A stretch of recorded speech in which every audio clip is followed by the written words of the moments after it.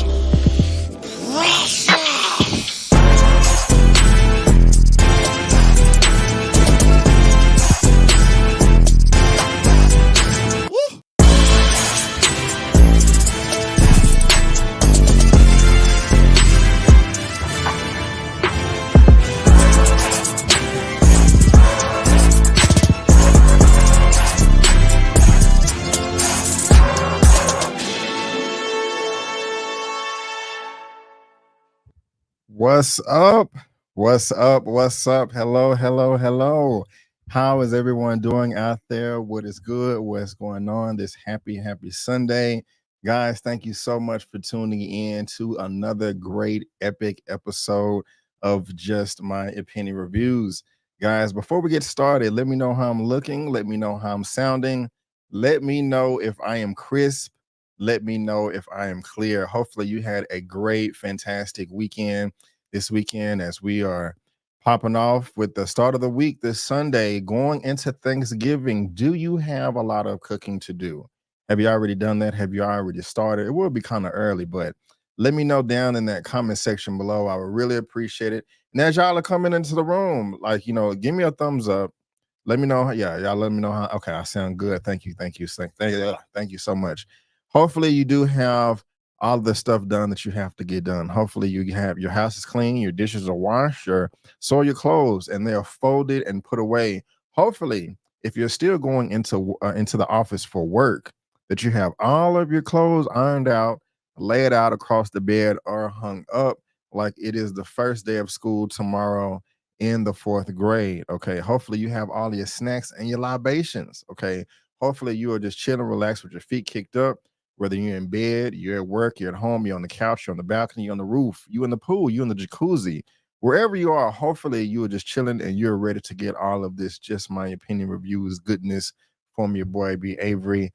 That would be such a great and fantastic thing. And if you do have your snacks and your libations and your drinks, let me know like what you're sipping on, what you're eating on, all that good stuff. Let me know.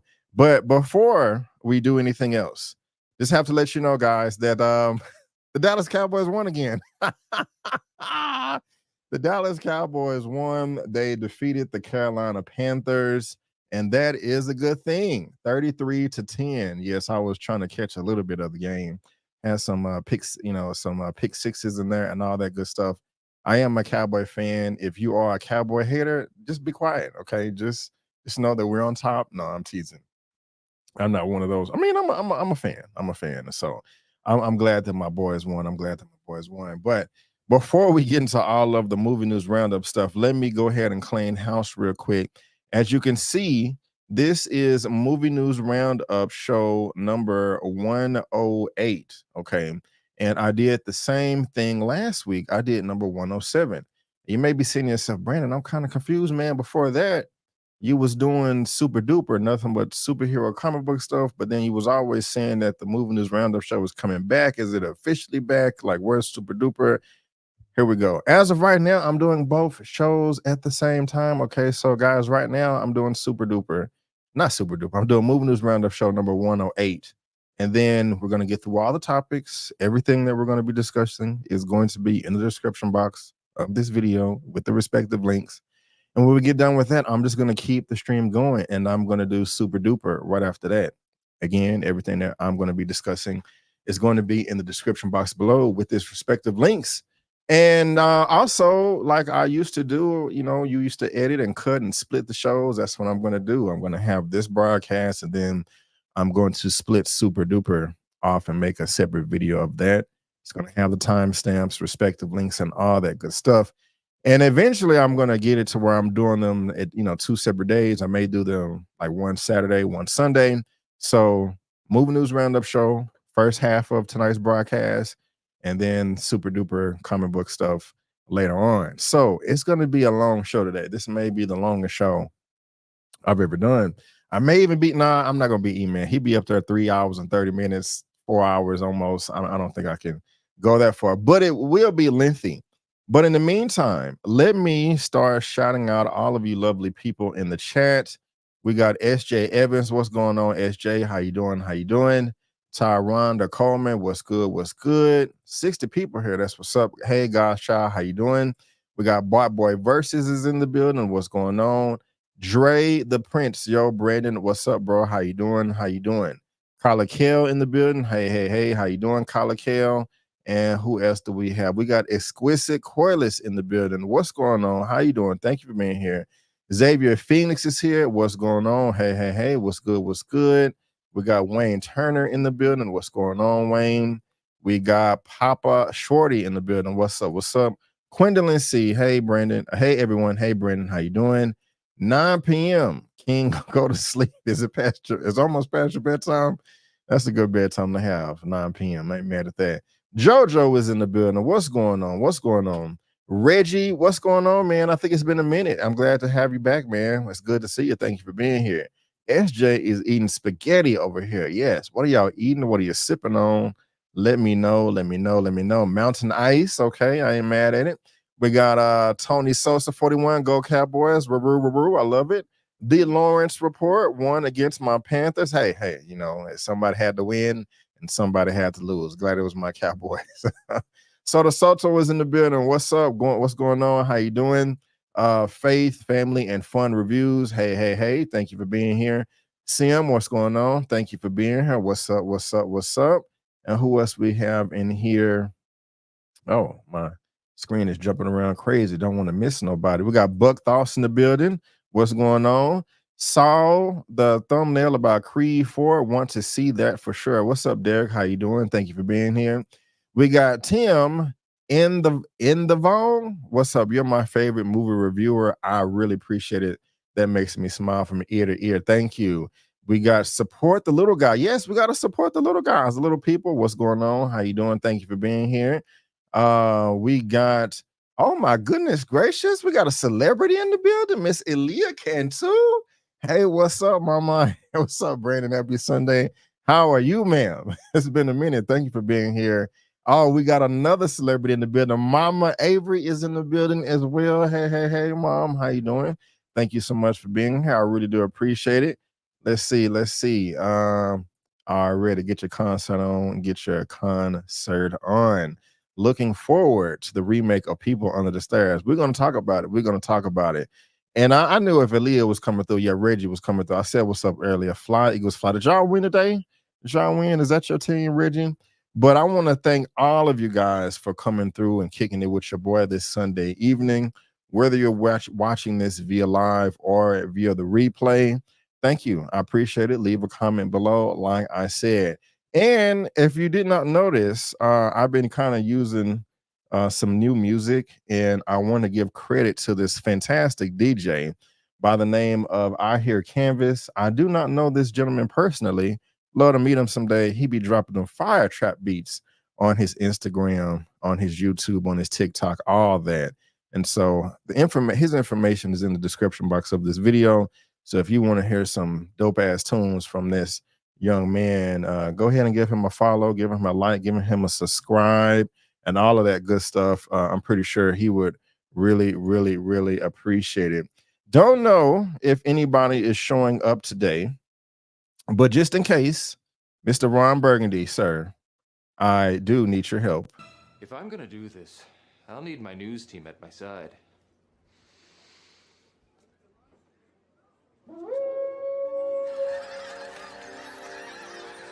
News team, assemble!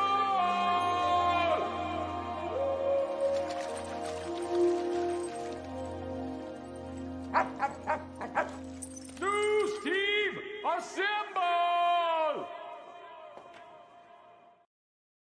Thank you, Ron. I do appreciate it. You know, boys always coming through in the clutch. And to all of my moderators out there, please, please, please.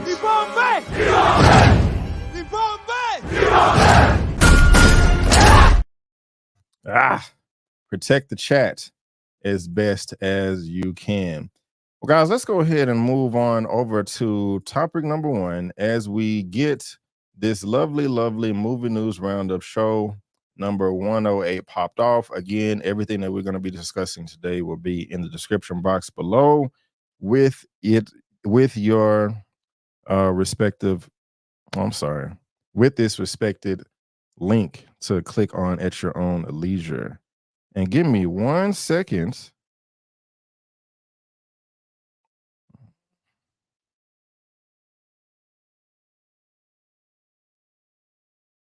Just give me 1 second.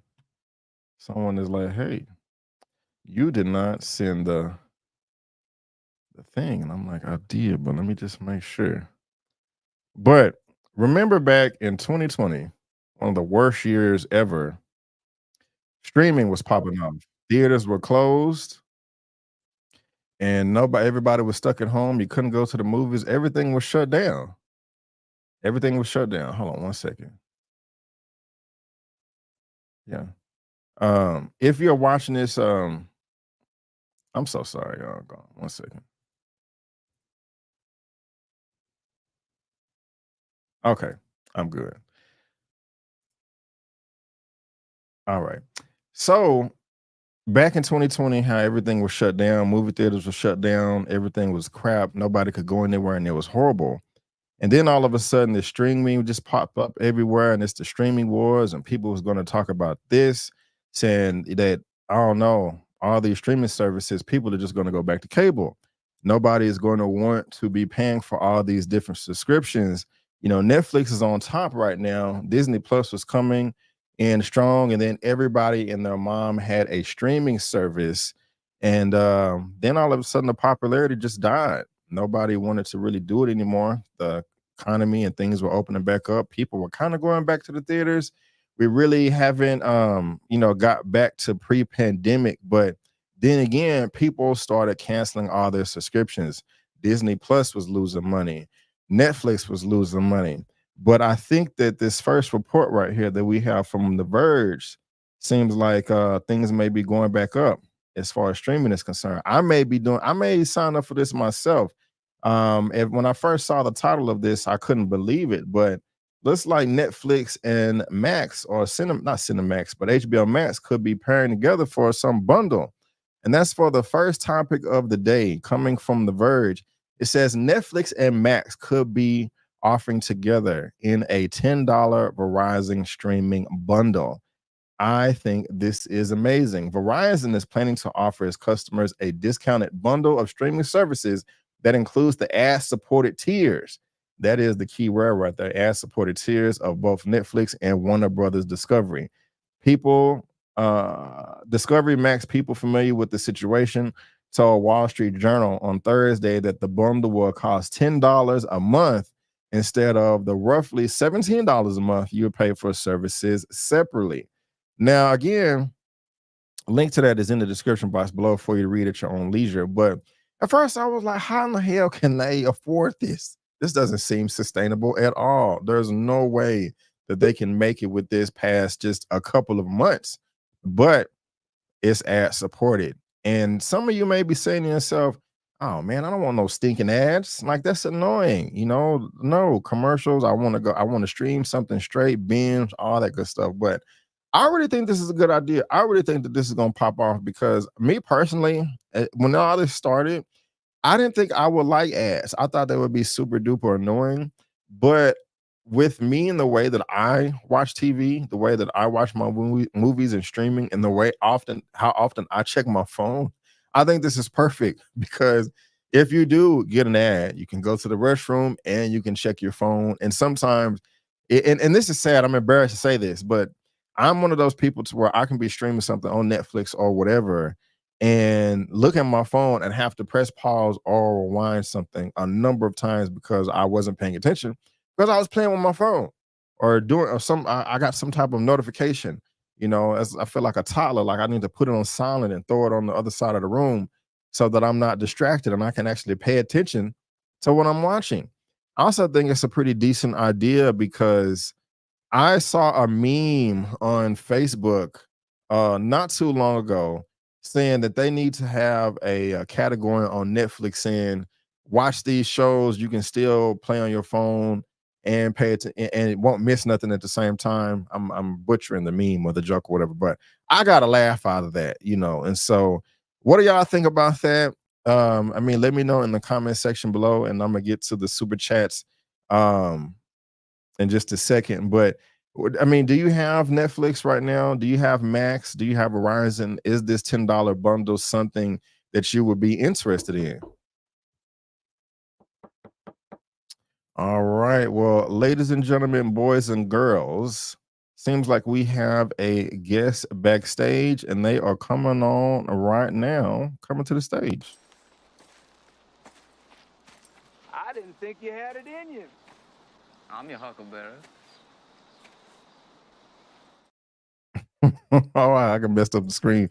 What's going on, Miss Kimberly? How are you doing, ma'am? How are you? Hi, friend. How are you? I'm doing fantastic. I'm doing fantastic. Thank you for being here today. Miss you, man. I know. I think the last time was Oppenheimer, right? Spoiler Yeah, review? the last time was Oppenheimer. Yeah, that Barbie Oppenheimer craziness that we Yes, went ma'am. through. Yeah. It was craziness. I think I even reported last week that they're actually coming out with a Barbenheimer movie. I don't know if you saw that report.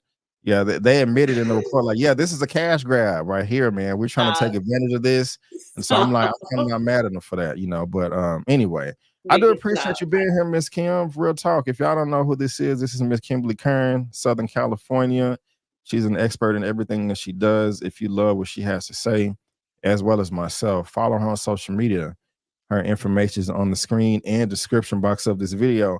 I will show y'all her YouTube channel, but YouTube has taken away the channel tab, so I can't flash it like I want to.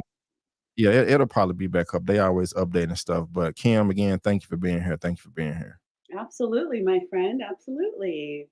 So I am on this first topic right here, coming from The Verge, talking about this $10 bundle between Netflix and Max.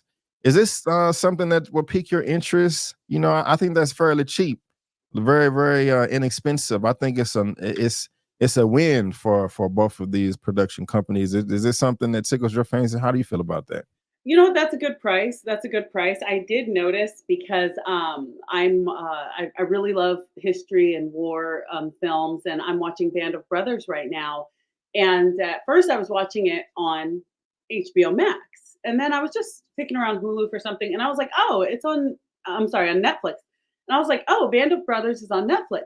And then I noticed there's several HBO properties already on Netflix. So whatever deal this deal that you're speaking of, it sounds like they've kind of been putting it in the works. 'Cause I'm like, this is a lot of HBO only productions on Netflix right now, which is I found to be a little bit odd. Look, HBO's got some wonderful stuff. They make excellent content. I mean, True Detective.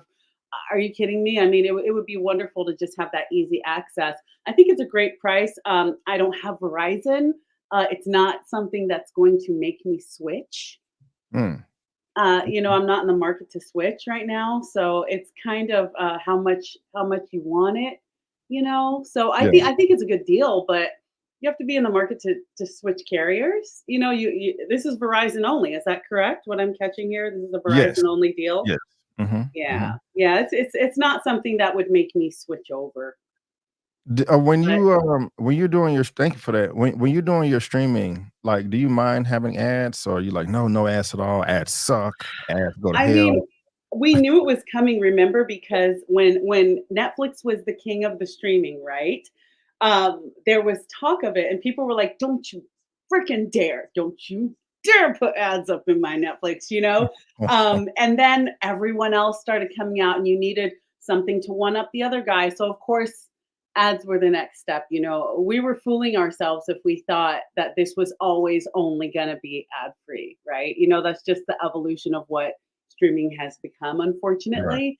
I can't stand it. That's what made it special to me, that I could just click and watch, click and watch, click and watch. And once I get my membership, I'm that girl that 2 years later I forget that I'm paying monthly for something, which is Uh-huh. horrible. Right. But Mhm. it's upsetting to think I have to log back in and upgrade. And then when I upgrade, then I really start thinking about the price. And so I'm like, you're not doing yourself any favors, because now I start thinking about the price and I start picking and choosing. Well, I guess Hulu could go right now because, you know, I'm waiting for True Detective 4. It is, I think, with 5 with Jodie Foster. I'm waiting for other stuff for HBO Max and Netflix. So now you ding dongs have made me go, okay, well, now that I'm paying so much, let's see who gets hacked off the list. So I mean, greed is never going to get you very far, but again, there's tons of us that are just rolling with the punches, not logging in, not paying attention to what we're paying. So they got us again, Right. I guess. Yeah, in the article that goes on to say that if you already have Verizon, you'll be getting Netflix for free. And so it's Mm. quite interesting. I think I may do this myself because I don't know how much I think I paid $20 just for Netflix alone, or $17 or something like that. Are you doing Um, ad free? yes, Yeah. yes. And Larry was asking, is there a ad-free bundle price? I didn't see that in the article. If I missed it, somebody can let me know. But they probably should have advertised that too. It says Verizon has previously offered Netflix and bundle packages before, but they didn't include the streaming service's $6.99 ad-supported tier, which launched last year. This new offering would also essentially make Netflix free, like I said, for Verizon customers already paying for Max's $9.99 tier. So it doesn't Wow. say anything about an ad-free bundle, but I think it's something that they should consider. You know, I'm pretty sure somebody out there paid for it, and if it You know, makes the option sense. will always be there, but for more, of course. So Yeah. Right.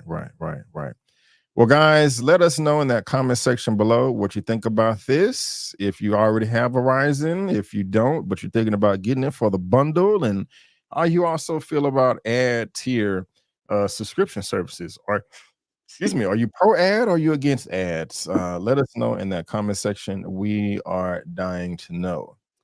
Now let's move on to the next topic of the day. Kim, are you a fan of He-Man, He-Man, and the Masters of the Universe? Did you I watch sure that? am. Oh, and I I sure am. gotta say, people, I'm my bad. I asked you a question, and then when you're trying to answer, I'm cutting you off. So my fault. No, People in the no. chat, just giving you all types of compliments and praise. I gotta say, when I made you big for a second there, the hair is popping, ma'am. The hair is lovely. Whoever did it, we got to give them all the thumbs up in the world. You know what I'm saying? So yeah, Mom, yeah, like always, yeah. mom. Good job, mom. Good job. But back to what I was saying. Topic number 2. This is coming from Variety.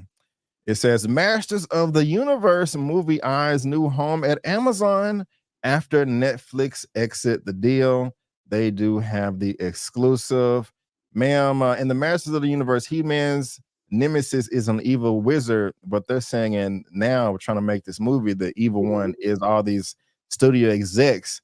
And they said it because this has been trying to pop off for a number of years now. Netflix had the rights to it, spent near $30 million over the past 2 years to pop it off, but they're abandoning the project because the budget for this was going to be around $200 million. They felt that was a bit too expensive, and that is a lot of money. You don't have to make a movie for $200 million. This is He-Man and the Masters of the Universe, but they was like, nah, that's too much. Okay, we don't want to do this anymore. So now Netflix has their hands on the deal.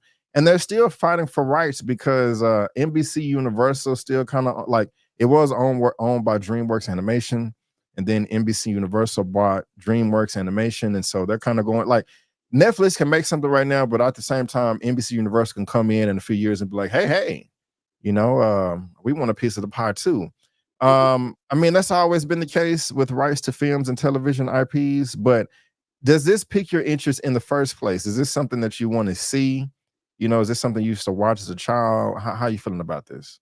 He-Man is like a warm blanket. I mean, it's like revisiting Teddy Ruxpin. It's like hanging out with the Strawberry Shortcake Kids. Like it's so nostalgia. I really feel like I faked being sick back in 1990, and I'm like, oh, I'm so sick, and stayed home and curled up in my blanket and watching He-Man. It's just the nostalgia is just so warm and comfy for me.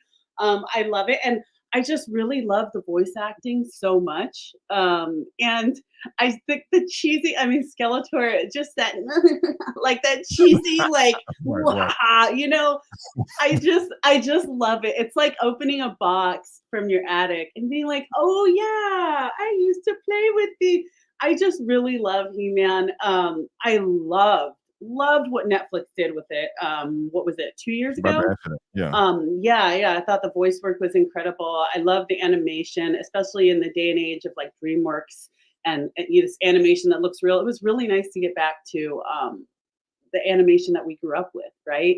And so it seems like Netflix is always on some sort of theme or some sort of kick. They were really focused around the Stranger Things era with nostalgia. And so it really fit inside their model to bring He-Man, right? And so now it's all about anime into live action. You know, it's like Disney did with all of our Disney favorites, just making live action everything, you know, Little Mermaid, Lion King. Netflix is really focusing on making anime. Yes, I have the power. Netflix is really focusing on making anime into live action. And so I think right now it doesn't fit inside their model. You know, they always have an angle. Again, you have to, now that everyone's in the streaming game, you've got to one up the competition. And right now, that's what their focus is, you know, is live action, which a lot of the things they're doing, I'm really excited about. So I just think it doesn't fit in their model right now. So you might as well go to someone who's going to market it properly, because something that we've all seen from Netflix is that when they're not 100% invested in something, they do not promote it. How many times have we been flipping on Netflix and seen like in their, you know, what's new this week? And you're like, I didn't see a commercial for this. I didn't see a billboard. You guys really don't care. But I would have liked to known that this was out. There was something reality wise that I had no idea was on. I think it was Frank Grillo doing a show about different types of martial arts in different countries. I had no idea it was on there. If they're not behind it, they're not going to promote it. So I would rather He-Man go to a studio that's really going to get behind it, because that fits in their model. Same here. And that is a complaint that, you know, people have had for quite some time, is that they don't promote their stuff that much. But as you said, lately they have been putting a lot of time, money, and energy into the anime to live action properties. So if this does pop off, hopefully Amazon can take care of it. I don't know. We'll just have to see. But I'm looking forward to it. Now, also, you did mention that you liked it on Netflix. It's 3 parts right now, right? Is that correct, or is it 2? I haven't finished it. Thought it was 2. Like I 5 or could 6 be wrong, episodes because each I part? binged Okay. it, so I could be wrong. Okay. Almost misspoke, but I'm here for it. I'm here for it. Amazon, if Netflix don't want it, Amazon, take it away and do what you will. And with there's too much streaming right now. There's so much content. What's really important are the ad campaigns. You know, I know I saw way too much of ad campaigning for Emily in Paris, which I didn't care for, and I would have loved to see some of the other stuff with a good campaign behind it. So what matters really is how much passion the studio is going to give it. And I just don't think, if Netflix still had it, it wouldn't give it any passion right now. That's not the focus. We'll see. Yeah, had to do it. But guys, there you go. He-Man leaving Netflix, going to Amazon. What will they do with it? Will it be the next best thing since sliced bread? We'll have to find out and see.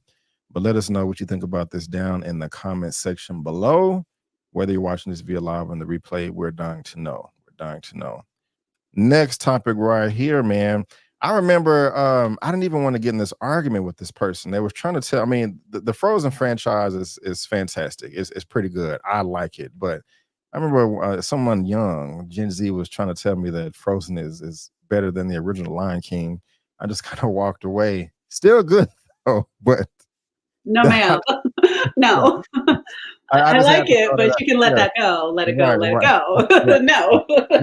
I like what you did there. The whole let it go thing.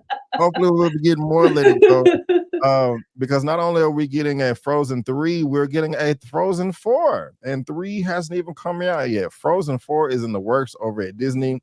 Bob Iger reveals, of course, that is the CEO right now at Disney.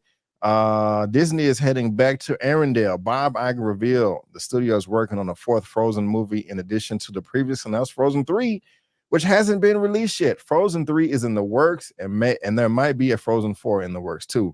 Disney CEO said Thursday on Good Morning America. But I don't have much to say about those films right now. Director Jen Lee, who created the original Frozen and Frozen 2, is hard at work with her team at Disney Animation, not just one, but actually 2 stories. Frozen songwriters Kristen Anderson Lopez and Robert Lopez will be back to pen the new tunes for the 2 follow-up films. Anderson Lopez later confirmed on social media, well, I have been quiet here for a while, she wrote, but yeah, this. And so they're working on the Frozen 4 already. Do you think this is a good idea to make this announcement already, Kim, when Frozen 3 hasn't even come out yet? Or, you know, how are you feeling about this? Where are you at? God, I really would have preferred that they didn't say anything, because for me, it's not that exciting.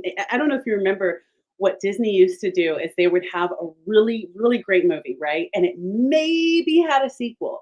And then and I know we all have them at our garage sales, there were a bunch of VHS sequels.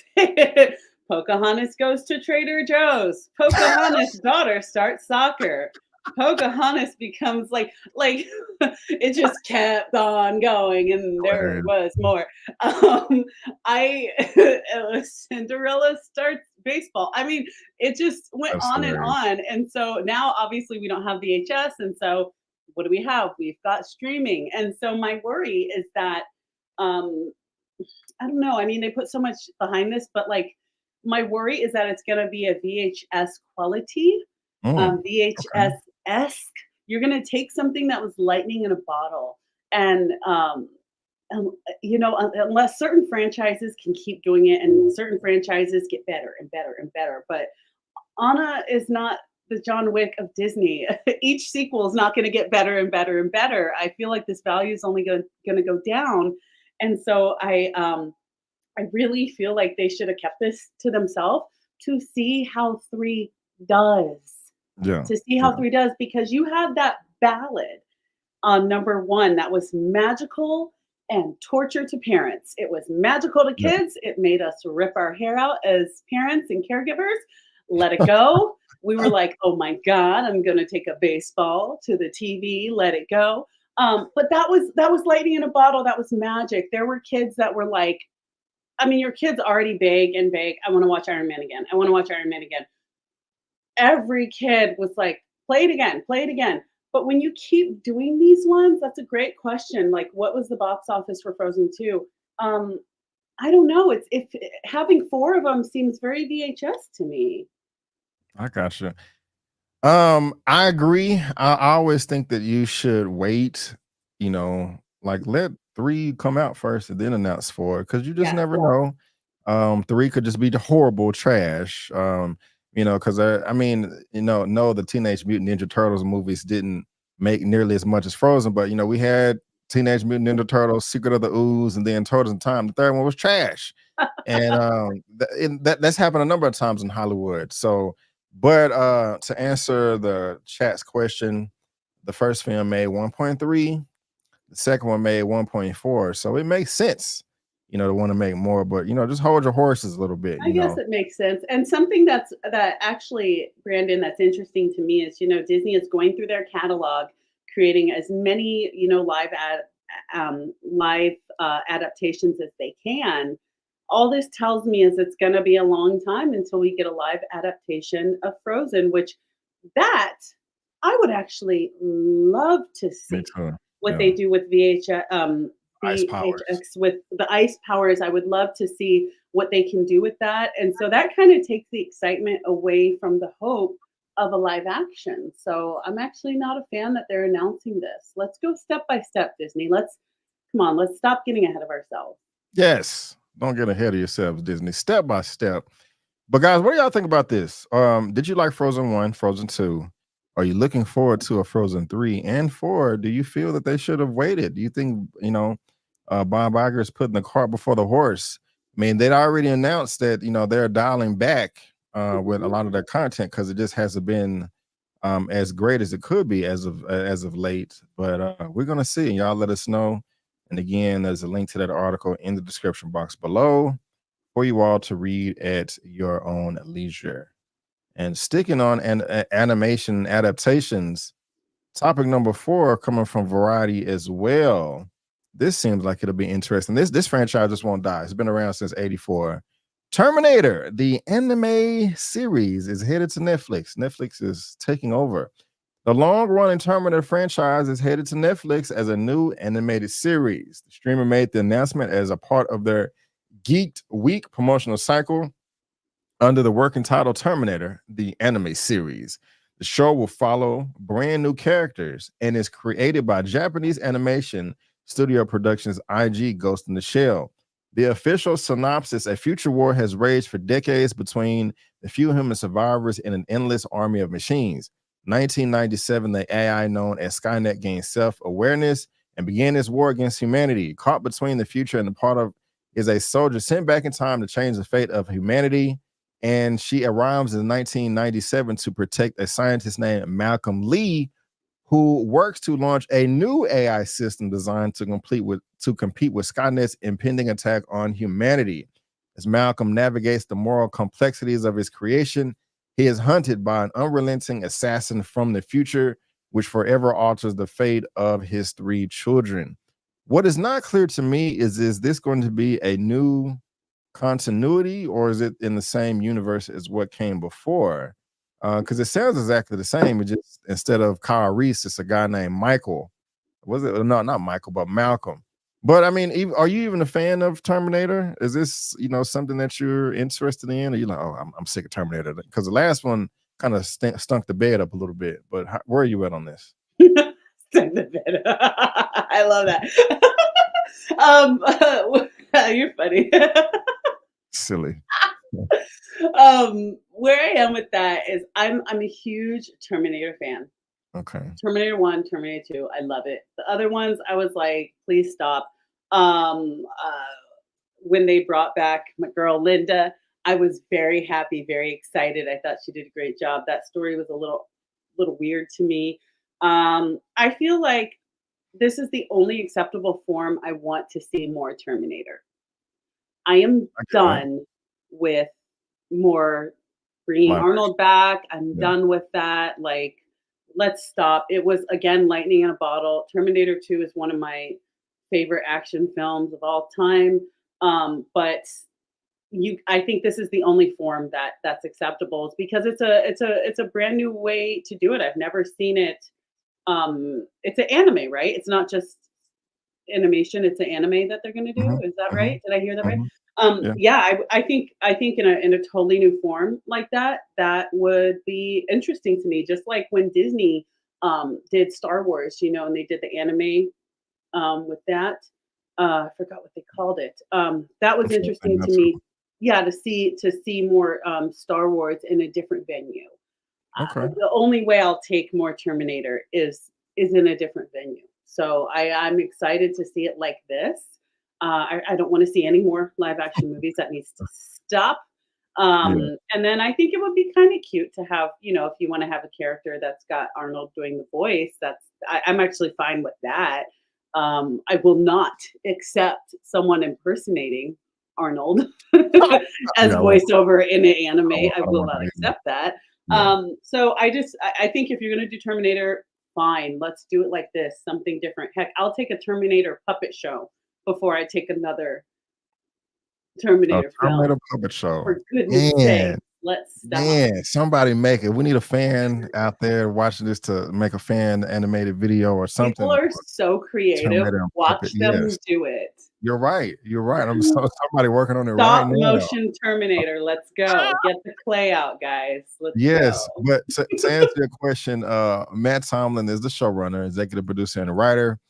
Scott Ants also executive produced Mashi Kudo to direct. The Terminator franchise currently spans 6 films, television series. Anyone who knows my writing knows I believe in taking big swings and going for the heart. I'm honored that Netflix and Scott Ants have given me the opportunity to approach Terminator in a way that breaks conventions, subverts expectations, and has real guts. That's what Tomlin said. So I know, Tomlin, you're up to bat, sir. And so I like him. Only way I would want to see another live action Terminator is if James Cameron is going to do it, but I know he's not going to because he's busy with, Avatar 85 and all of that. And so, so there you go.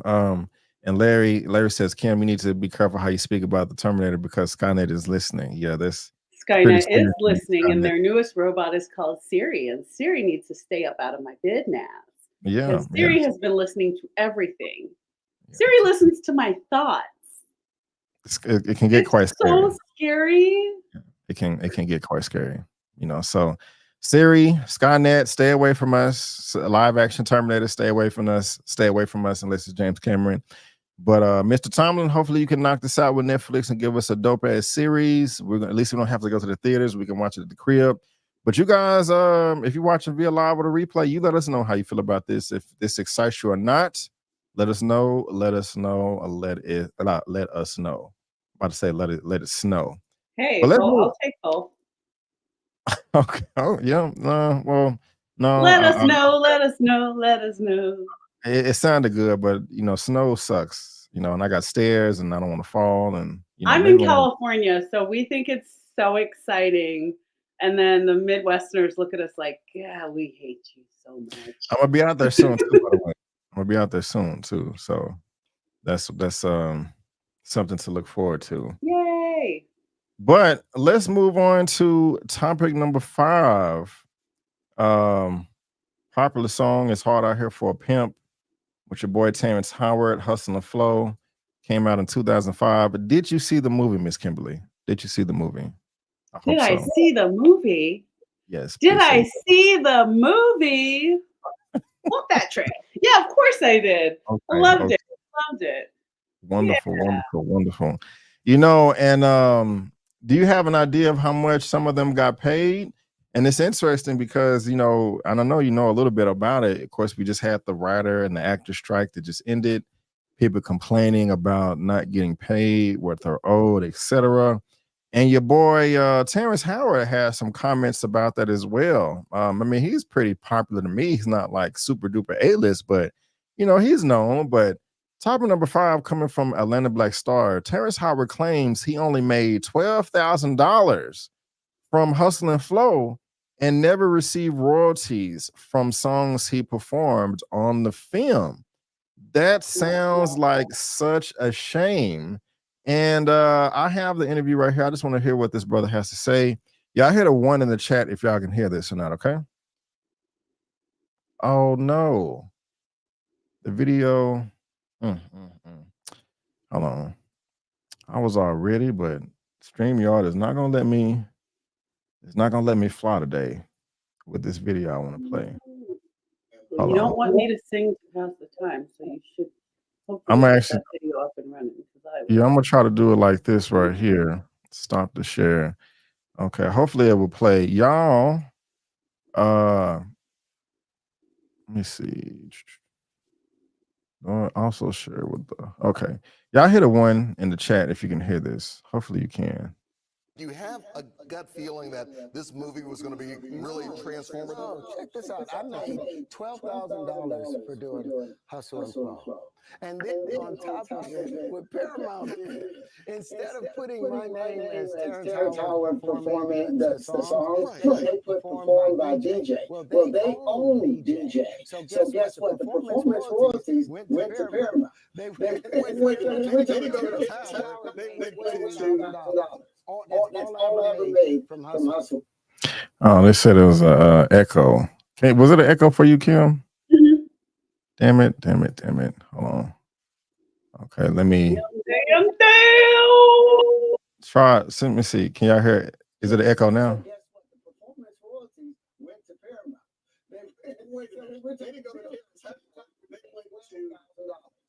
That's all I ever made from Hustle and Flow.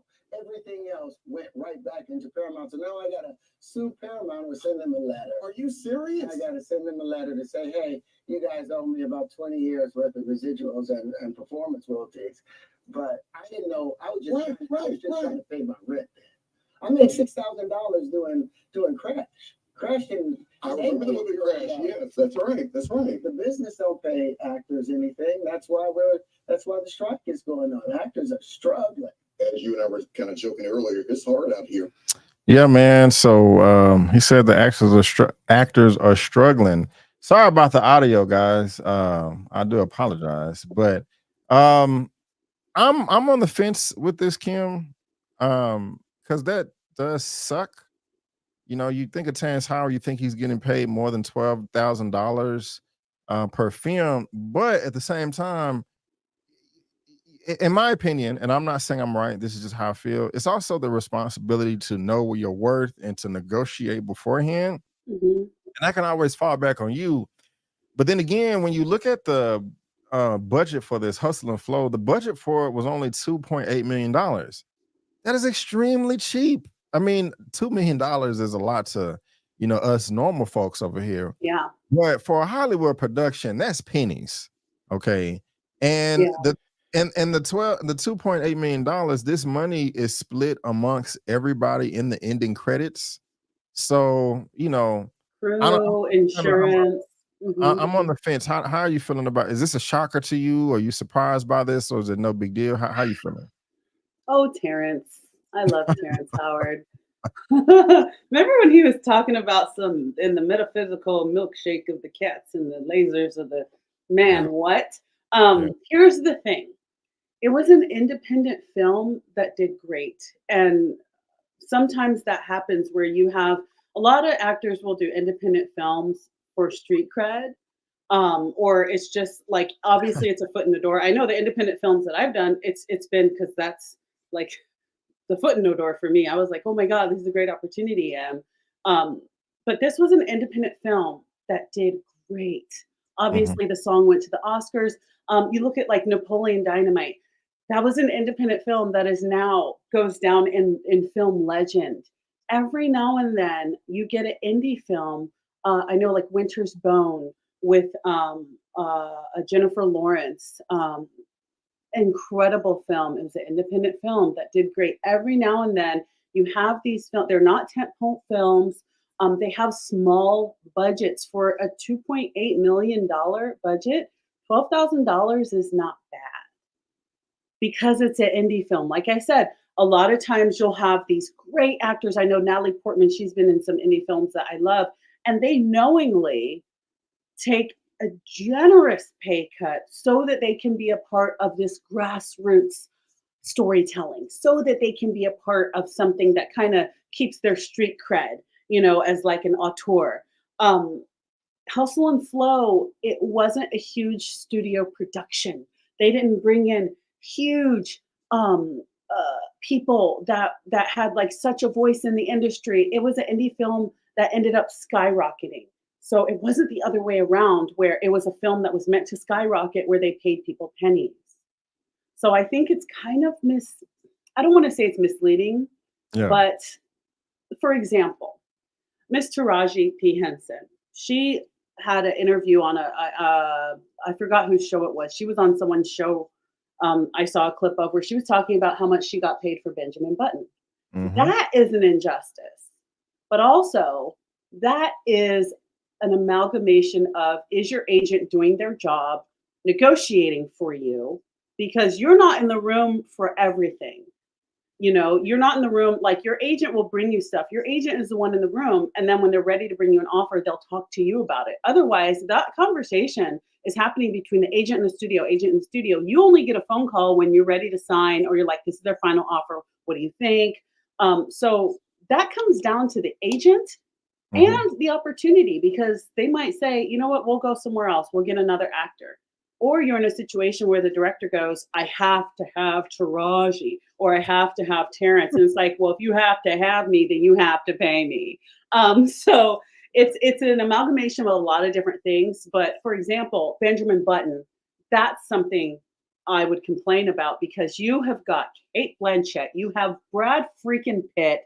Don't come at me with this heart and soul role and pay me $75,000. That's an insult. But if you have hustle and flow where you're like, hey guys, grassroots film here, you know, our budget's not that big. That's when you as an actor get asked to be a part of something where you know the budget. One of the first questions you ask as an actor is, what's the budget of the film? And if they say $2.8 million, guess what you're not getting for the role? Right. $2.8 million for you. Right. You're doing an independent film. You look at that budget and you go, I'm taking a hit, but you know what? Well, I want to keep my street cred alive. This is a rapper doing his thing. You know what? I really want to stay gritty. I want to stay for the streets, you know? So I don't think it's right for him to complain about that. Right. It wasn't the Taraji situation where you had Brad Pitt attached and all these huge people attached, and then you got screwed on the back end. But again, that's you going to your agent and going, are you kidding me? Let's see what we can get. And then the studio goes, well, fine, we'll go with someone else. And that's when you go, damn. Okay, I guess I'll take it. So I kind of don't like the complaining on this, because it was an indie film with a low budget. You knew that going in, sir. Well said, ma'am. Well said. And may I remind you, this is also the guy that had the opportunity to play Rhodey for 11 years and passed it up because he wanted more money. Right. There's so much. He lost an opportunity to be a part of something really huge because I deserved it. And Don Cheadle came in, ripped it up, did his thing, got paid what he got paid, but look at what he did with it. Now he's in Secret Ward. You know, now do you want the quick dime? You know, like, you know, you can have years with this franchise if you would be patient with the budgeting and with how much you're making, and he blew that. So I don't know that I would listen too closely to his complaints about what that destroyed his career too. Like after he got replaced by that, his pay, like I think he said he was making like $1 million or $3 million a film right before Iron Man came out. Everybody pays their freaking dues, and I don't want to hear anything about, oh, this is racism, because you know what? There are some white actors that when you hear what they got paid for films that they are known for, you're like, you got paid what? It's just actor life. This is just how it is. It's negotiating. It's taking a film and going, I'm going to eat the dust on this, but it sounds like this is an 11-year franchise. I'm going to renegotiate on the 4th film. Play the game, man. It's not my fault you didn't play the game right. Sorry, Terrence. Play the game right. Play the game right. Here comes a new challenger. Kimberly, you know what that means, correct? I do. More friends. Come into the stage. I lived my entire life waiting for this moment. Indingo Indidaka! Uniana Cotton Jobu! I found my daddy with Panther claws in his chest. Nah, I'm your king.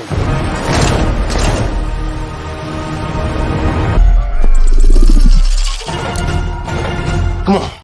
Yes, there he is. The rightful ruler of Wakanda, Mary, aka Killmonger. With today, I feel like, what's going on, my guy? How you doing, man? How are you guys doing? Larry, I haven't seen you in forever, man. I know, it's been so long. It's so long. It's been over a year since I've been on with you, dude. Man, I'm like, I don't know if I can stay here too long. There's too much pretty in the room, man. You have Kimberly over there all beautiful. Brandon looking like he's fresh to death with his new lineup, you know? Thank you for being here, man. I appreciate it. You know, I wanted to add in here Go ahead. that I think it's a little, sometimes I think it's a little disingenuous for some of the outrage that fans feel and sometimes the artists feel about how much they got paid for a movie 10 or 15 or 20 years ago when they're a big star now.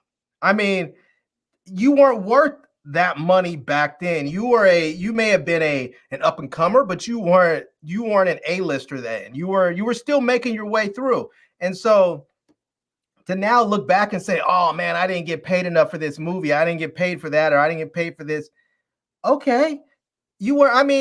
That wasn't your place back then. You weren't worth it back then. But now, if you were to go and do another movie in this, of a similar vein, yeah, you can say, look, I want top billing. I want to get paid the most out of everybody on here. If you have a $2.8 million budget, I want the 0.8, But back then, nah.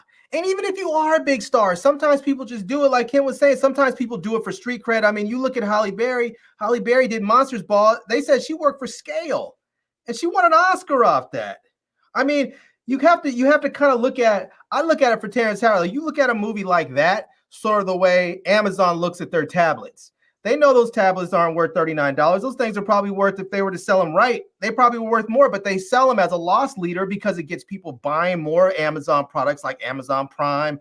They watch ads, they come and shop at their stuff. They make more money by getting those things in people's hands. So even if you worked at a lower cost at 12 grand or whatever, nobody knew who Terrence Howard was before. But after that, everybody was running around. What's up, man? What's up, man? Everybody was a big joke. What's up, man? Everybody was having fun with Terrence Howard stuff, I mean, he would tell me that dude would have been in the MCU if it wasn't for that. Tell me he wouldn't have been doing some of the things he did if it wasn't for that. Mm-hmm. More than a foot in the door for him. Mm-hmm. Coming in hot. Mm-hmm. Mm-hmm. Yeah, man. I well said from both of you guys. I agree with pretty much everything. So yeah, I do agree though. You have to know your worth, though, Brandon. You do have to know your worth because if you go in there and you don't know your worth, you will get played. Yeah, yeah. I mean, just us when we negotiate. I mean, my mom is a recruiter. Well, she's retired now, and she did it over 30 years. She told me that when recruiters make offers, they're surprised when people don't counter. Like they're thinking in their head, like, you're not going to counter like once. Okay, take the low end. You could get another 5, 10, 20,000 a year if you open your mouth. So yeah, you gotta know your worth. But and I think sometimes actors might be ashamed of the fact that they didn't believe in themselves at a certain point. Mm-hmm. Because the ask is there, and it's sometimes people like to paint the studio. I mean, the studios are greedy. Let's not fool ourselves. However, but sometimes it was just a matter of, well, we kind of were solid on you. The writer only wanted you. The family of this person you were playing only wanted you. All you had to do was ask, and it's embarrassing to say I didn't believe in myself at the time. Yeah. Not everybody. Just because you're on set and you got picked for a movie doesn't mean you think you're all that. People struggle with insecurities in all industries across the board, no matter how many awards you have. People have issues of self-worth. And it's sometimes it's no one else's fault if you didn't believe in yourself at a time.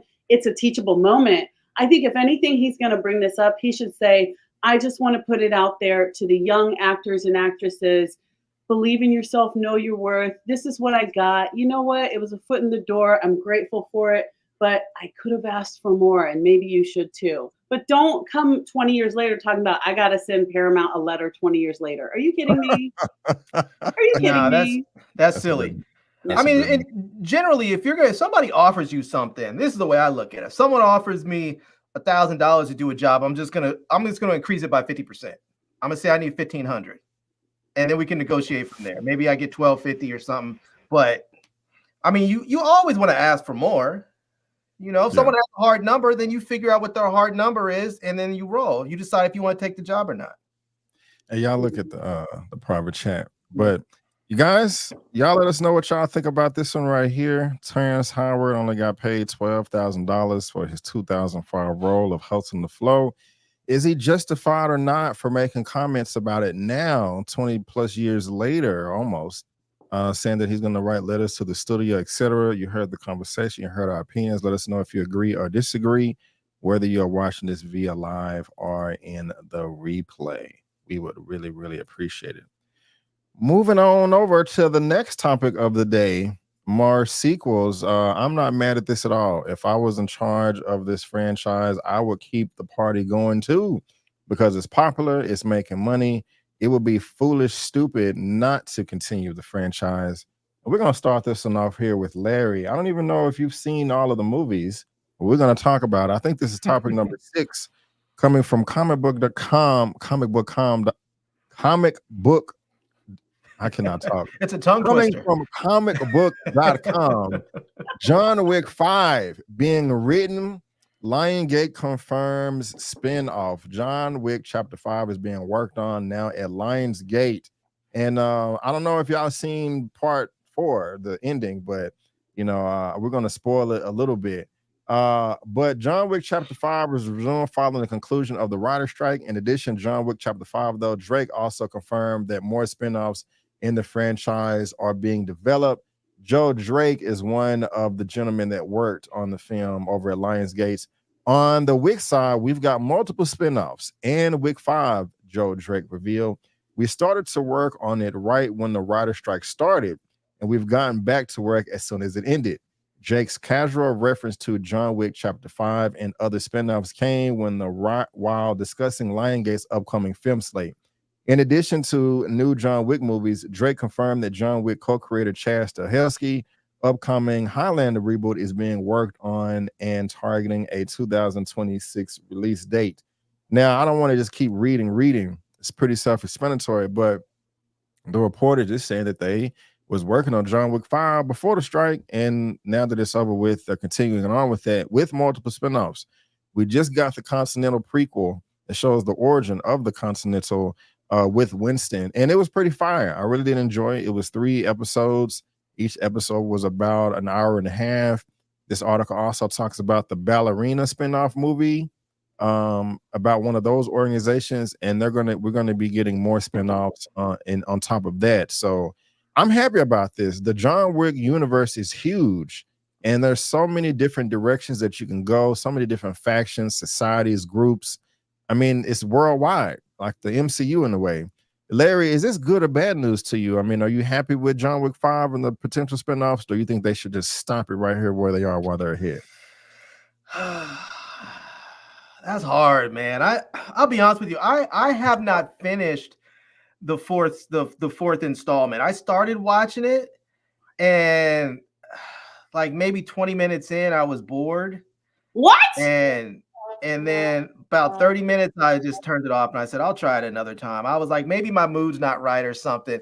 But I felt like it was so much of the same thing. And I was like, I just wanted something a little bit more Larry, different. Yeah. It just wasn't doing it for me. And I turned, but you know, I haven't taken it off my list. It's still on my list to watch. So I'm just gonna have to give it another chance. But, yeah, man, you're going to have to. We're going to have to but report that said, back it's hard to root for a 5 when I haven't even got through 4. You know, man, that's a shame. Kim, help him out. Where are you at on this? Larry, I'm about to jump up your ass. Larry, you know, I don't know if you needed a nap that day. I don't know if you needed some Gatorade, get your electrolytes going. I don't know what it was. You need an orange. Maybe you need an orange. You need some vitamin water or something like that. But let me tell you, brother, you missed out.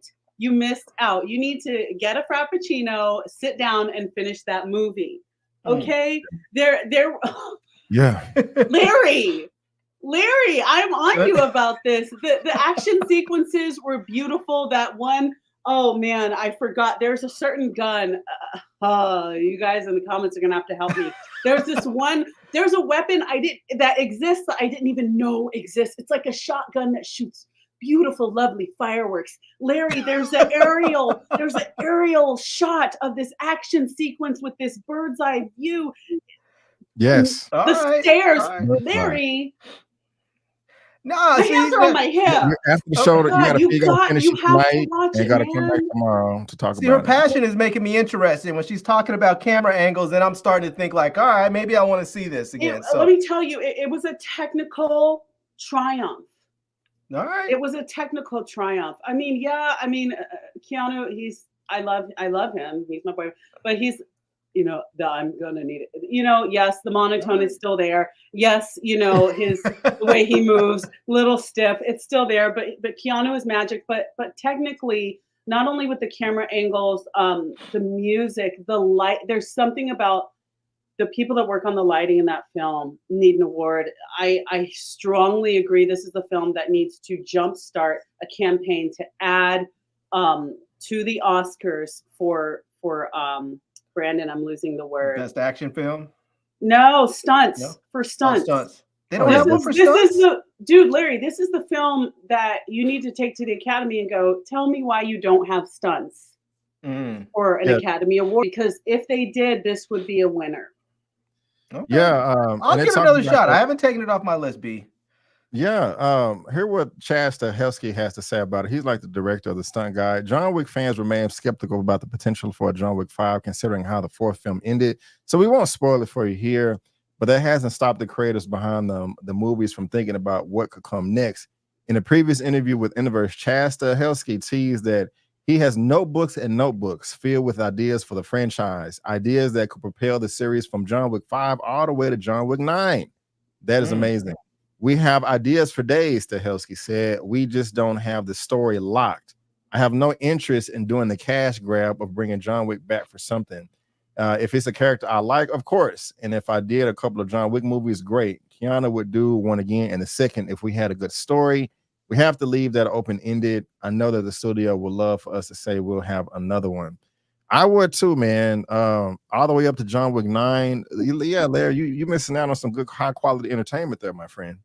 All right, I'm going to give it another shot. I mean, I've liked all the other ones so far. So when I turned this on, and I was just like, I was ready to turn it off after about 20 minutes. I was a little surprised. That's why I gave it a few more. And then finally, I just said, no, I had enough. So I'm going to go back and watch it. I'll try and finish it out. You know, they make money too. So there you go, right there. Y'all let us know what y'all think about this, man. Also, is Larry tripping or not? What's up? I just have to add one thing. What's that? And I have a question for you. Okay, and then after that, I'm gonna get these super chats. I have a quick question for you regarding 5. Do you think because of where we left off, it would only make sense to kind of backtrack into his early life of maybe how he was, if he had any encounters while he was married to Helen? I would love that. Or because of where we left off. I mean, I don't want to spoil it for Larry because he is the last person in the world who hasn't seen it. But I feel like we would have to backtrack.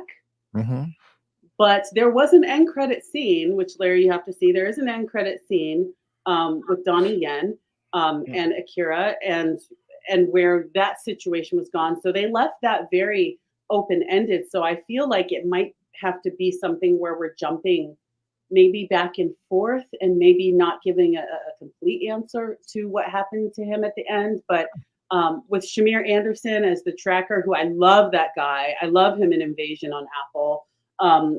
There's so much we can do with it. But I mean, the movie is, its name title, it's John Wick. So would you agree that they need to kind of backtrack to kind of maybe tell how he met Helen and was at one point, did he save her life? Like, how do you feel about that?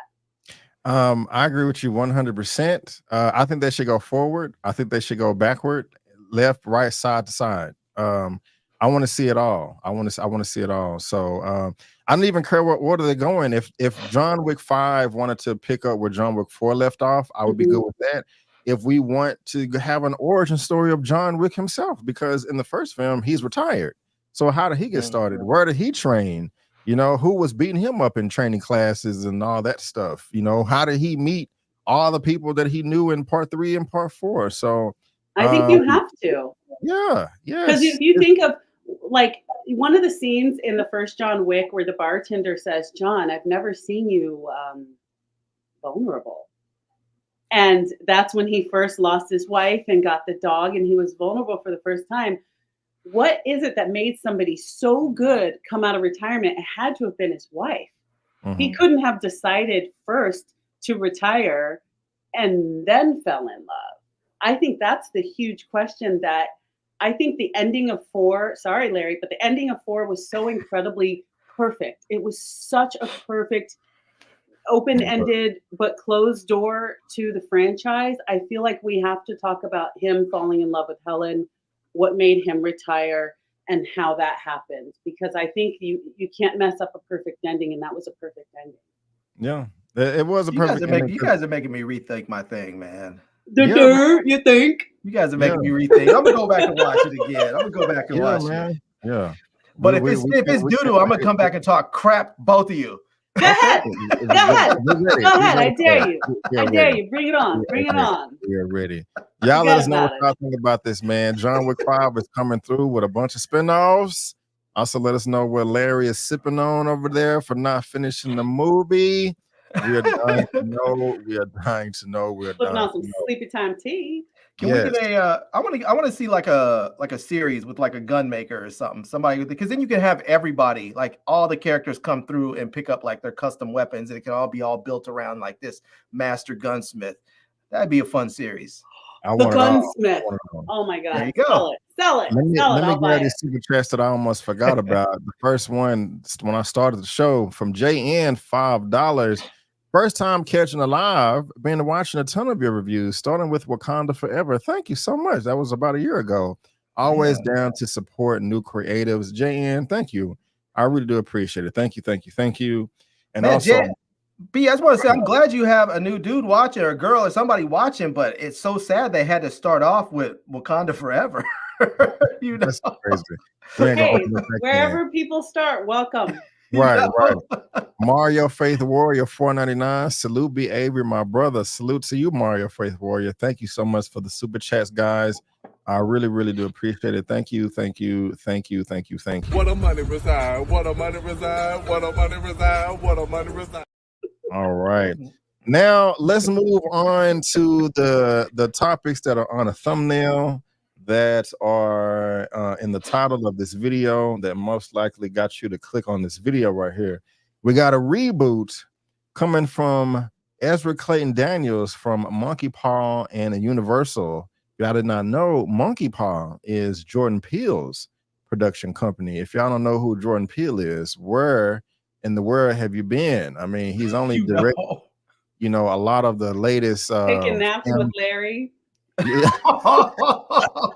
Hey, I know Jordan Peele. Yeah, we got Nope. We got what was it? Us, and also Get Out. I forgot what topic this is. I think number 7, but this is Deadline. The People Under the Stairs reboot being penned by Ezra Clayton Daniels for Monkey Paw and Universal. They have the exclusive.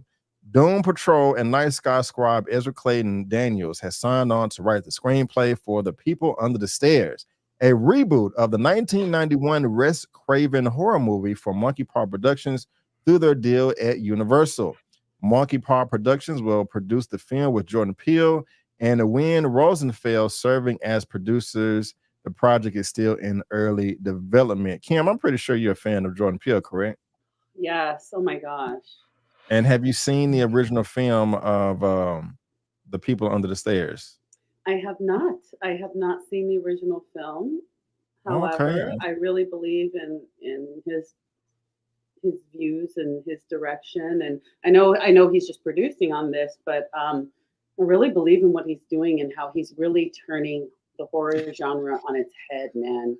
He's really flipping it on its head. And so I'm really excited. It's not just, the pomp and circumstance. Oh, it's Jordan Peele. But he's a creator that I really get excited about, not just when he's at the helm, but when he's involved. I get super excited. Okay. Let me say what it's about a little bit. The original Universal Studios movie, which Craven wrote and directed and produced with Sheldon Gordon, follows young fool Brandon Adams, who breaks into the home of his family's greedy and uncaring landlords. There he discovers a disturbing scenario where incestuous adult siblings have mutilated a number of boys and kept them imprisoned under stairs in a large, creepy house. As Fool attempts to flee before the psychopaths can catch him, he meets their daughter, Alice, who has been spared and extremely disciplined by her deranged parents.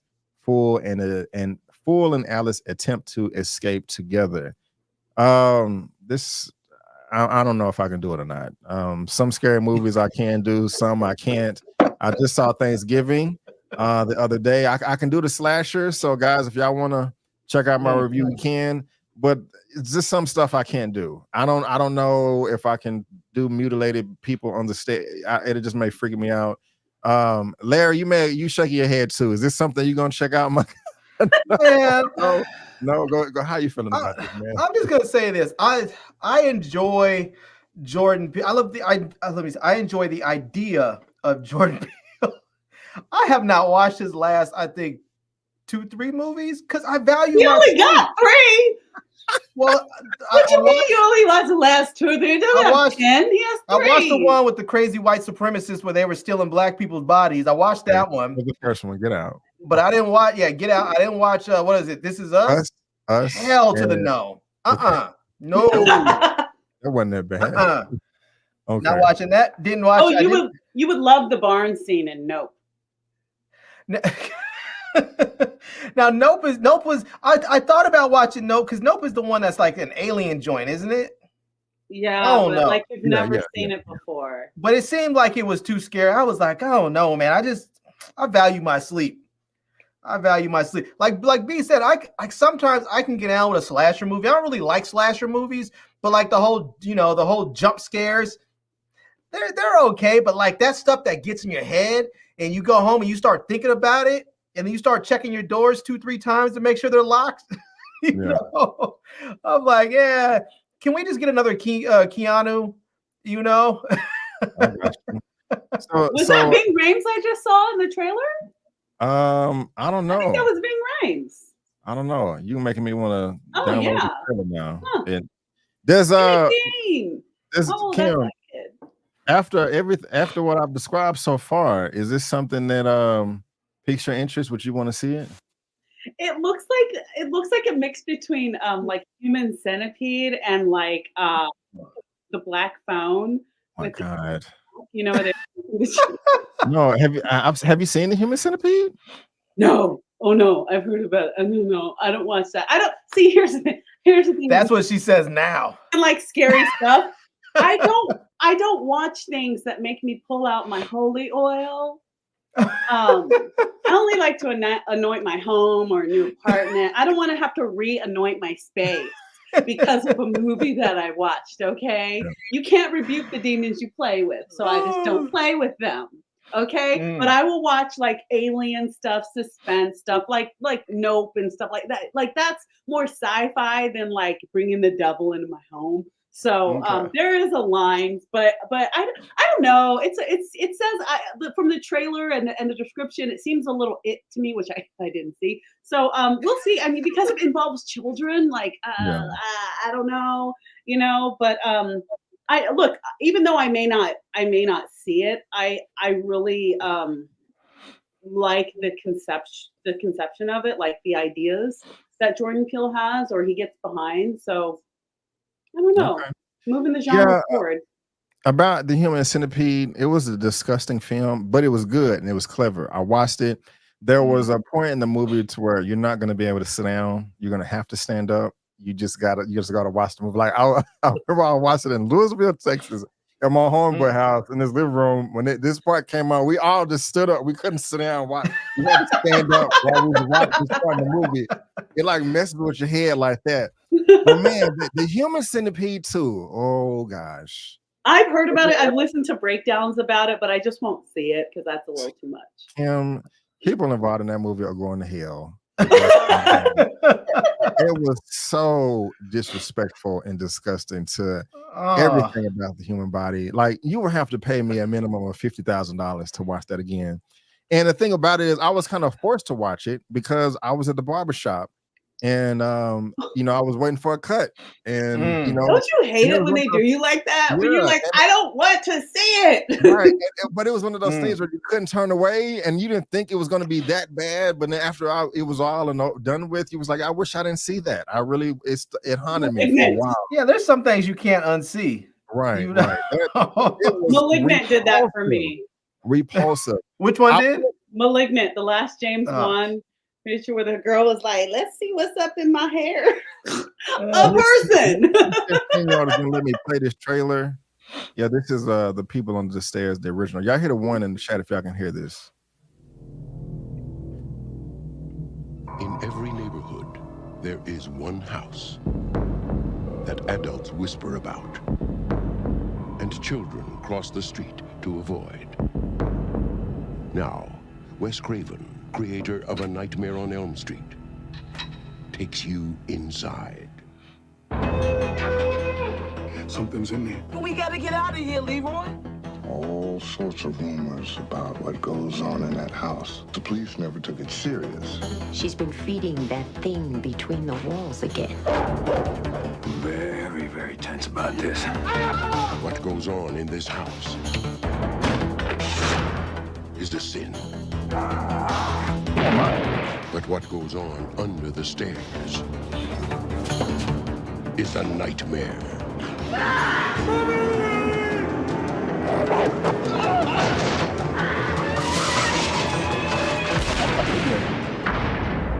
Wes Craven's The People Under the Stairs. Hey man, those some big ass stairs. This is why I believe in tiny homes, because the bigger your house, the more opportunity for crime. I'll tell you what, I wish I was one of those people whose life was just so wonderful I had to manufacture trauma, because I don't need that. I don't need it. So get out, Ethan. It's enough for you, Larry. We're gonna do it. We're gonna do it. We'll have a watch along. No. There was too much going on. There was like, first of all, Ving Rhames with the hat, like, let's go. But also, like, Larry just beat his pants. Like, you got some guy in some S&M suit, and then you have like too many people in your house, and then like renter's insurance. Like, there's so much going on. I can't. This is tiny homes. I advocate for tiny homes. You can't do any. If they can be creative and show me a horror film in a tiny home. Right. Somebody's gonna do it just because you put that energy out there. I'm just putting it out there. I'd rather watch Coming to America Part 2 on repeat before I watch that. Damn.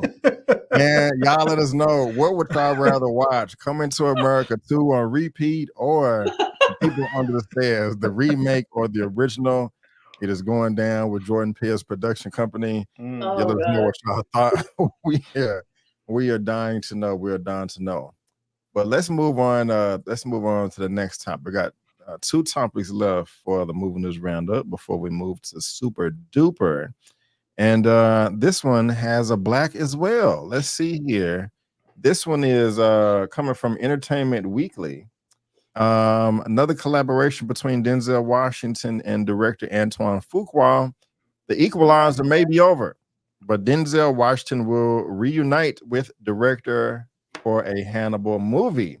Washington is making his 6th movie with director Antoine Fuqua about the epic battles of Hannibal. Denzel Washington may be done. Oh, okay.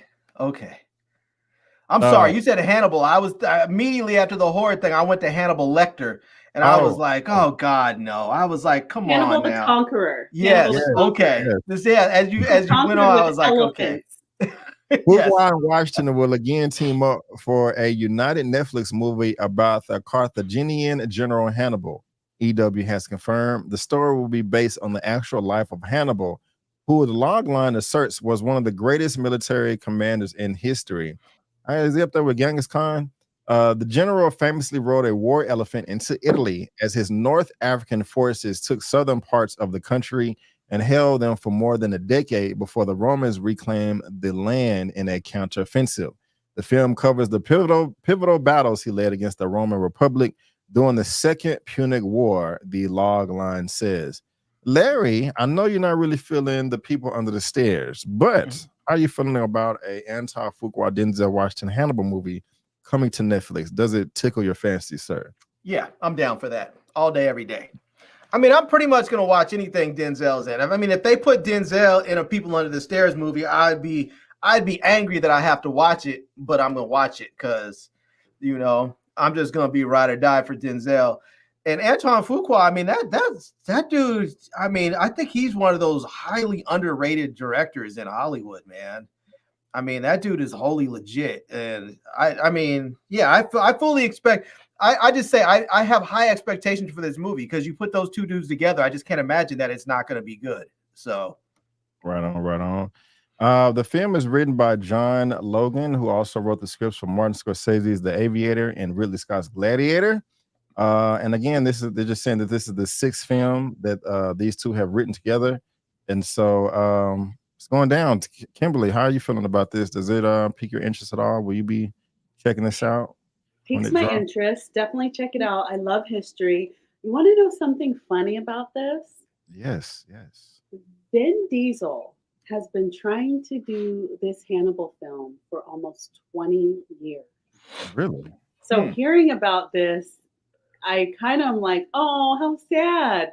I remember back when Pitch Black came out, long time ago, and I was a teenager. I'm like, that's how old I am. I was a teenager, and I was like, oh, let me learn more about this Vin Diesel. He's so cute. I remember reading an article about him back when Pitch Black came out, and he was saying how he really wants to get this film Hannibal made. And I remember him talking about it, saying it's this conqueror that conquered with elephants, and he was so passionate. And then when the Fast and the Furious movies came along, you know, they were doing more sequels. I remember still reading about how he's been trying to get this made. And so seeing this, I'm happy for Denzel, love Antoine Fuqua, but it makes me think, what happened, Vin? Because Vin Diesel, I'm telling you, it's been 20 years since Vin Diesel's been trying to get this made. So I really want to know, you know, the history of where scripts go and how many hands it passes through and how many people almost directed or almost starred, you know, always happens. But I'm excited for them, and I'm interested to know why Vin Diesel didn't get the project. I see something here. He's been trying to do Hannibal for years. Since 2002. Yeah. That's the way it goes sometimes. I mean, Wesley Snipes was trying to get Black Panther made for like 20 years. He wasn't a part of it. That's right. Over the past 2 decades, rumor has it that Diesel has been planning a movie trilogy. His dream is to play the role of Hannibal Barca, the man who led an army of Alps on the back of an elephant to attack Rome. So that's okay. Yeah. I remember Pitch Black. I read an article. I had to. I'm not going to say what age I was, but it's just funny because I think, you know, Vin Diesel, other than like Find Me Guilty and Boiler Room, he's like one of the few actors. It's like his whole career is just a set of a franchise. Like. I mean, he did The Pacifier and other movies like that, and, you know, XXX, whatever. But it's just funny to me that, you know, he's done so well, you know, other than that last, like, movie he did with the whatever. The last non-Fast and the Furious. I even forgot the title because why? But I actually, I think maybe he's kind of built his career to the point where it's just these cheesy but successful Fast and Furious movies. Nobody could take him seriously as Hannibal, because I mean, it doesn't get more serious in terms of an actor than Denzel. Right, so I'm kind of bummed to see that that Vin lost this one. That sucks. Yeah, it would be kind of difficult for me to take him serious now, with how silly the Fast franchise is. And yeah, when you go to outer space in a car, kind of lose credibility a little. I don't know how you guys see it like that. You know, the Fast and the Furious, or a satellite. You know, well, go ahead, Larry. What's that with Larry? You know the Fast and the Furious movies are documentaries, right? It's Elon Musk's life, basically. You know, and then again, all those reports of how difficult he is to work with. You know, also the way he was trying to gaslight The Rock. Like, come on, we got to do it for Pedro or for. Not Pedro. What did Pedro? Paul Ryan. Yeah, you know, like that was kind of, yeah, it's kind of shady. So I don't know. It's kind of hard to imagine him doing that. But again, I am down for Fuqua and Washington to come together for their 6th film to do this. You know, I want to see him riding on elephants into Italy And we and need all more that. So, historical films with Black yes, leads that tell all of the stories we have to tell. this is true. We have slavery as a part of our past, yes, but we did so many other things in so many other countries. So I think it'll be great for young people to see a Black general using elephants to go through Italy. I mean, it's interesting, it's fascinating, and I really, but that's it's crazy. It sounds kind of, it's like elephants or weapons, what? But I love history, and I think it'll be fascinating to just see all the wonderful things we've done in the past. So I love your facial expressions there when you did that. That was dope. But guys, y'all let us know what y'all think about this right here in that comment section below. Larry, was you about to say something? I was going to say, Vin Diesel is passable, so maybe they can cast him as one of the Romans, one of the Italian generals, Larry. I'm just saying, they've been casting white people as Black people forever, so why can't they cast a Black person as a white person? I mean, just, Oh my God. Y'all give us commentary on that too. Y'all give us commentary on that too. Link is in the description. Miller did it, Right on. But let's go ahead and move on to the last topic of the day for Super Duper. I mean, for Movie News Roundup 108, before we move on to Super Duper. Part 3 of this film came out earlier this year. It was a success. It was the directorial debut for Mr. Michael B. Jordan, and hopefully he can knock it out the park again. But we're going to see. I'm going to come to Kimberly first this time. Last topic of the day. This is Creed 4 in the works with Michael B. Jordan back to direct. Producer Aaron Winkler says Contender Films in LA. This is coming from Deadline. They have the exclusive. Creed 3 producer Aaron Winkler says Saturday at Deadline's Contenders Film Los Angeles event that Creed 4 is in the works with franchise star and Creed 3 director Michael B. Jordan to helm it. We're planning to do Creed 4 right now, Winkler said on stage during a panel for Creed 3, the MGM Amazon Studios pick that bowed in March and grossed more than $275 million at the worldwide box office. We have a really good story and a really good plot. We got a little delayed because of the strikes, but about a year from now, we're going to go into pre-production. So if they're going to be going into pre-production about a year from now, we may get this film late 2025. Hopefully, your boy Sylvester Stallone will come back because he was missing in part 3. Kimberly, how are you feeling about this? Do you want to Creed 4 with Michael B directing, or you think they should just stop it at 3? You know what? I believe it's how you tell the story. I think one of the things I liked about Creed 3 was that he was kind of coming out of retirement and he was kind of getting behind other boxers, right? Because that's just the natural evolution of an athlete once they're past their prime.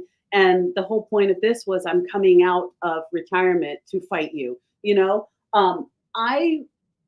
me out. I really believe there's a story, and they already made it, so who knows? But I think I would love to see Creed working with youth, maybe foster youth, maybe at-risk youth, disabled youth. I have been seeing so many inspirational stories out there about young people with disabilities doing incredible things as athletes. There's a guy named Zion. I hope you guys check out his documentary. This brother has no legs, and he is a world-class wrestler.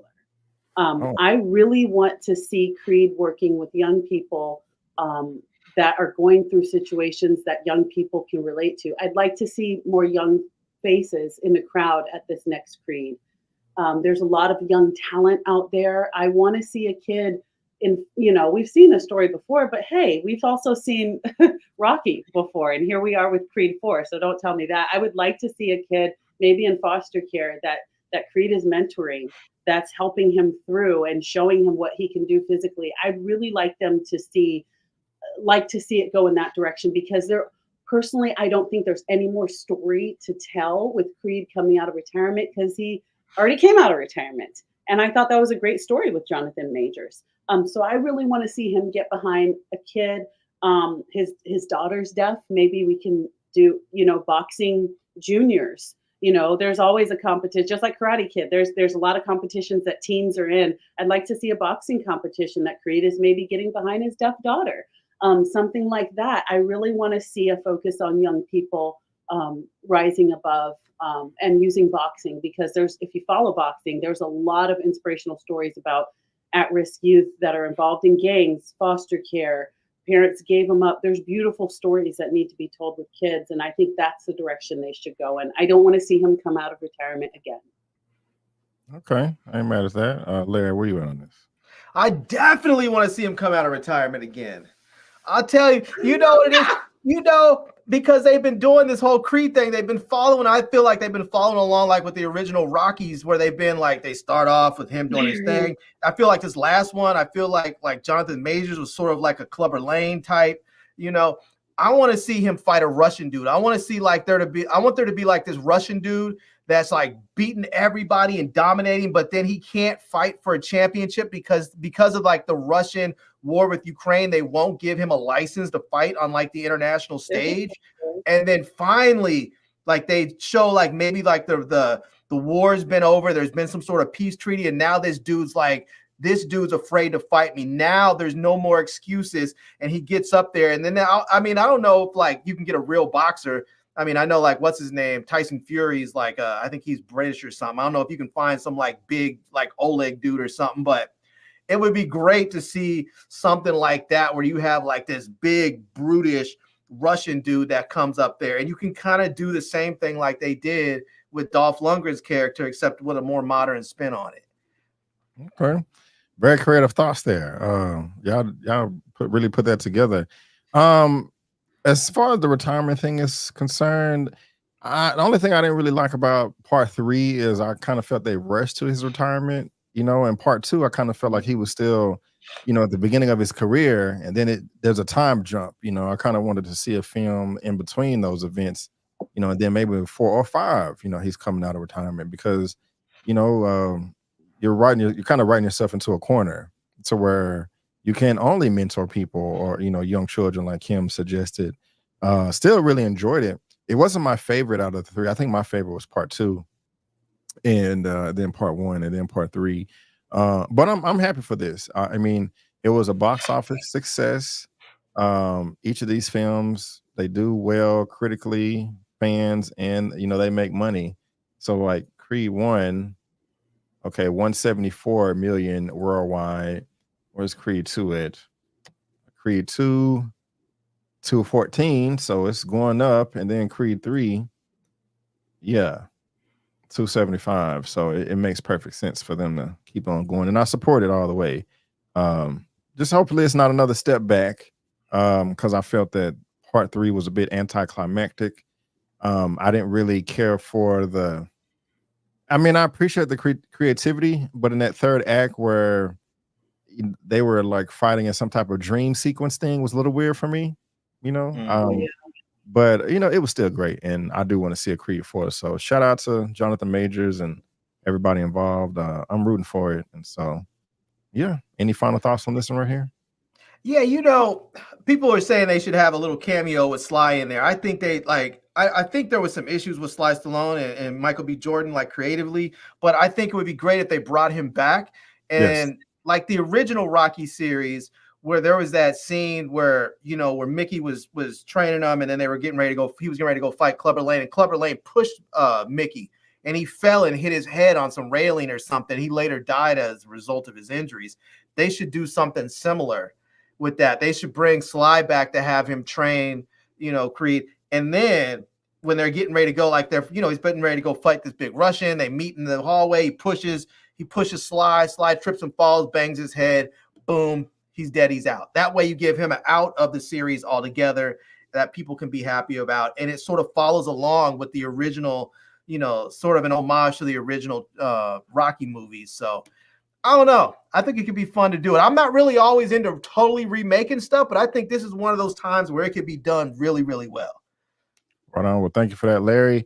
And y'all let us know what you think about that in the chat. We're down to know whether it's in live or the replay, and the link is in the description as well. Somebody said they thought Mickey had a heart attack. He did. It was because he hit his head, though. He ended up stressed and had a heart attack in the locker room. So thank you, Sim, for the $10 super chat. So enjoying this live. My boys gave me their flu germs. Oh no, and Mama is struggling. All good. Enjoying the discussion. Thank y'all and stay healthy. Well, I'm so sorry that you're sick, Sim. We do appreciate you coming through while you're sick, and glad that we can provide some entertainment for you. And, excuse me, and thank you for the $10 super chat. That means a lot. Thank you, thank you, thank you. Also got Fabric 86, $2. Kimberly told Larry to eat an orange. I care about his health. Okay, I want to keep it organic. I just care about his health. Try to get my vitamin C in. Gotta get that vitamin C in. And also Dane C, $2. Y'all a bunch of scaredy cats. We will be some scaredy cats over here. I'll be a scaredy cat because you can't rebuke the devil you play with. I'm not watching certain things. Not up in this house. You cannot unsee. Some things you just cannot unsee. So thank you for that super chat as well. I think we got one more here that just popped up. If I can figure out how to work the StreamYard. Oh my goodness, Callow Zane 199 super sticker. Thank you so much. Do appreciate it. I don't think I see a comment with that. Just sending a super sticker, but thank you.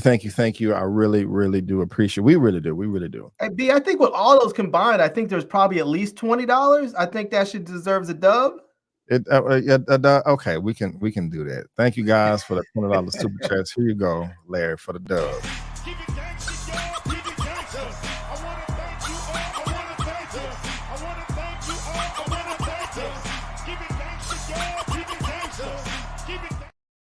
There you go. Y'all there just be dancing his ass off in the back while it's playing.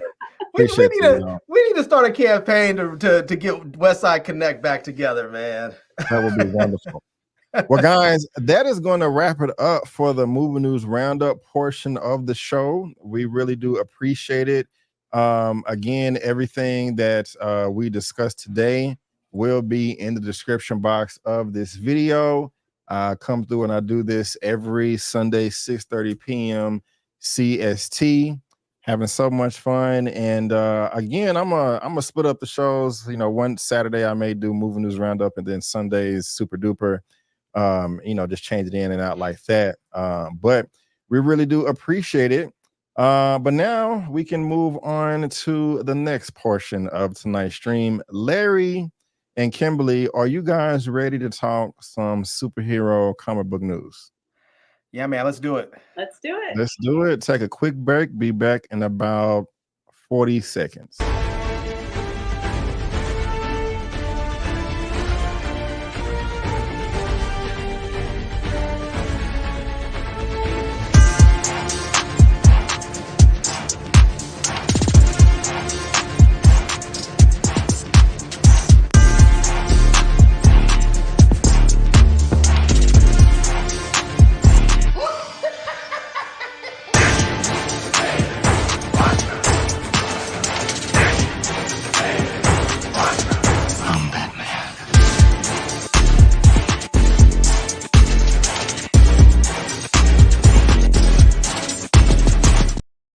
Welcome back, guys. Thank you so much. This is Super Duper episode number 27, where we talk nothing but superhero and comic book news. Again, if you did like that wonderful, wonderful music that brought us in, that is from iHeart Canvas. Try to pull up the brother's page right here. I thought I had it up, but fantastic. I did reach out to him. Just, hey, I want to use your music. It's dope as hell. But I did give him credit. His information is in the description box of this video. But from now on, guys, for the rest of the show tonight, we're going to be discussing nothing but superhero comic book news. And so if you're into that type of thing, I'm glad you're here. And so moving on to the first topic of the day, this is coming from Geek Tyrant. And it says, Deadpool director Tim Miller teams with Warner Brothers for film adaptation of the science fiction comic Alien Legion. Have y'all heard of this before? No. No? Not. I haven't either myself. This is a first for me.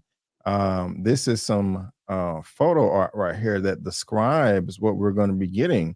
But Warner Brothers has acquired the right to a science fiction comic series initially published by Marvel Comics in the 80s titled Alien Legion.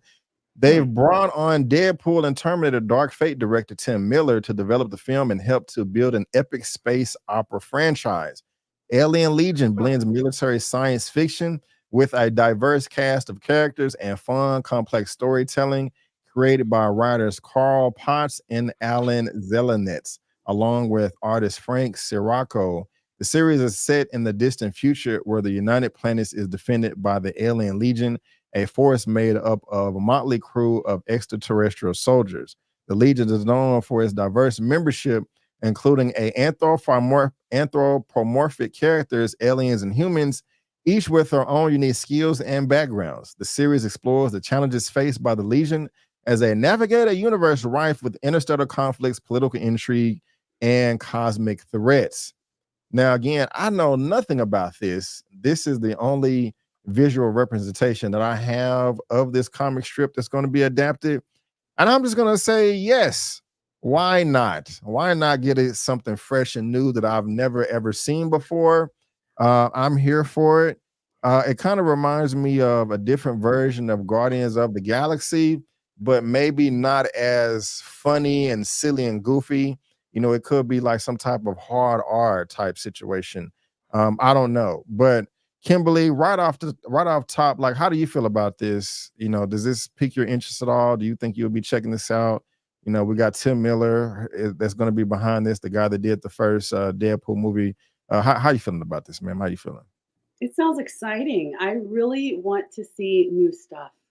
I really, really want to see new stuff. Sequels and spin-offs and sequels. I really want new content. So honestly, if it's new, I have an open mind towards it. And I say, let's go. I mean, look, I love our favorites. You know, I am excited to see some stuff return or a sequel, but come on, let's keep creativity going. Let's keep it up with new stuff. So this is new to me. I know it may not be new to everyone, but it looks interesting. I'm open. Okay, that sounds good to me. Larry, where you at on this? It looks cool. It looks cool. You know, I'm concerned sometimes that audiences may be getting a little bit tired of superhero comic book stuff, and I would like to see more stories adapted from graphic novels. There's some really cool stuff out there, and I would like to see some stuff adapted because like there's some cool things like some like black supernatural type stories that are out there in the comics and graphic novels. I would like to see some of those. Like, I mean, look how well that Lovecraft Country was received, and obviously it, you know, we didn't get to have it again, but it would be nice if we had something more like that. I want to see more stories along that line. Okay. Yeah, me too, man. But this just looks freaky as hell. I mean, only one humanoid looking character, and everybody else has 18 arms or something like that. But this is interesting. Yeah, this is interesting. I don't know what this is about at all, but I'm here for it. I'm willing to check it out, you know, give it a chance. If Tim Miller wasn't attached to this, I probably would not have any interest for it. You do. But yeah. And I'm gonna give it a chance. And so you guys let me know what y'all think about this down below. But we're getting a science fiction comic, Alien Legion. Is this gonna be a movie or a series? Film adaptation. Yeah. Okay. So yeah, super duper film. No TV. So yeah, y'all let us know what y'all think about that down in that comment section below, because we are dying to know. You know, B, I will say this. I thought that I often think like people are getting tired of superhero stuff, and I think they are to a certain degree, but I think there's still plenty of room for people for that in that space. But I think people want more kind of gritty, dark stuff. Like when you look at how well The Boys are doing and how people really love like Invincible and like even the new Boys Gen V, people are like, my wife is not a superhero comic book fan really at all. She watches this stuff with me when I watch it. She really enjoyed Gen V. Yeah. And I think there's still plenty of room in that space if they're willing to go outside the box of the traditional superheroes. Well said, man. I got to give it to you on that because I haven't finished The Boys and I haven't started Gen V, but you can just tell by the material, the trailers of promotion that is completely different than stuff that we've seen before. And we do need different, you know. I mean, even though I love Marvel and all of that and DC, you know, I still want a change up every once in a while. I don't want them saturating the market the way they do right now. So, and Marvel is not even that good right now. So, well said right there. But let's move on to topic number 2 for Super Duper, number 27. Getting a season 5 for Harley Quinn This coming from Variety. Harley Quinn renewed for season 5 at Max. More Harley V is on the way. Max has renewed raunchy, violent animated series Harley Quinn for season 5. Just a couple of months after season 4 finished its run, the animated DC show starring Kaylee Cuoco as Harley Quinn and Lake Bell as Poison Ivy has proven to be a hit for Max, and it even has its own spinoff, Kite Man, Hell Yeah, coming in 2024. Harley Quinn has raised the comedic crowbar with every new season. We're excited to continue this partnership with Max and take our biggest swing yet for season 5, said Peter Girardi, executive vice president of alternative programming at Warner Brothers Animation, in this statement. Larry, do you watch? Do you have Max? Do you watch Harley Quinn? I remember when this was first announced, I didn't have any interest at all. It looks silly and stupid to me. But I've heard nothing but great things about it. I heard it's a pretty dope ass show. But how are you feeling about this? Does it are you into this at all, or where you at? I haven't watched it, and I've as time has gone on, I've gotten a bit more curious about it. And I didn't watch it at first, partly because I didn't really know much about it. I mean, I know everyone knows Harley Quinn, everyone likes Harley Quinn. But I guess I just wasn't really feeling it at first when I saw the trailers. And then when people came out and they didn't talk about when it first came out, people didn't talk about the story so much. They didn't talk about how great it was as a story. What I always heard was how it was like this great animated series for LGBT people, and that was like the focus of it. And I was like, yeah, I don't really care if you're gay, straight, or asexual. I want to have something that's fun and a good story. I don't really care what the orientation is of the I mean, it's an anime thing. I don't really care, you know. And so I just didn't really have any interest because I was like, I want to watch something that's good, not something that's just basically supported because it's propaganda. But as time has gone on, I've heard more good I've heard more good reviews about the series overall as it being just really good. So I think I might actually give it a shot and see how it is. So, okay, that's what's up. Ken, where are you at on this right here? I haven't watched it, but I have friends that not only watch it, but are huge fans of Harley Quinn. And all of them have said, like, this does justice to the character. So as a comic fan myself and as a huge supporter of just creativity, I think it's great. I think it's great because especially when my friends who are huge DC fans and are really into the comics of Harley Quinn and her origin story and where she's going and what they're doing with her. And they say that the show is really true to who the character is. That's what I care about because I hate, even if it's something that I don't watch, I really hate to hear people that do love a certain IP say, oh, this is not true to the character. This isn't who she is. Who's writing this stuff? They don't understand the fan base. Da, da, da, da. But you know what? From what I've heard, it's really true to the character. So more power to him. Yeah, I love it, guys. I think I'm gonna jump on the bandwagon too. Like I said, I never had any interest, but I just keep hearing positive things about it. And so yeah, why not? And for them to be on season 5, I mean, it has to be good, you know. It's not season 2 or 3, it's 5. So you know, you got 4 or 5 seasons, and it's always nice when you have that many seasons and you're starting late. The positives that you're late, but you can just watch it. You can just binge it and, you know, have your nice little weekend. So I think I'm gonna jump on the bandwagon or whatever. Maybe they can turn it into a live action and bring Kaylee Cuoco with her because she could be a good Harley Quinn. I mean, sometimes she's a little bit soft, but I think if they put her in the gym with what's her name for, you know, what's that celebrity that celebrity fitness person, Jillian Michaels or whatever, put her in the gym with her for about 6-8 weeks. I think she can tighten up and do it. You know, we'll see. But you guys let us know what you think about this, whether you're watching this via live on the replay, and there's a link down to that in the description box for you to read at your own leisure. But now, since we are not talking about well, no, we're still on DC. I'm tripping.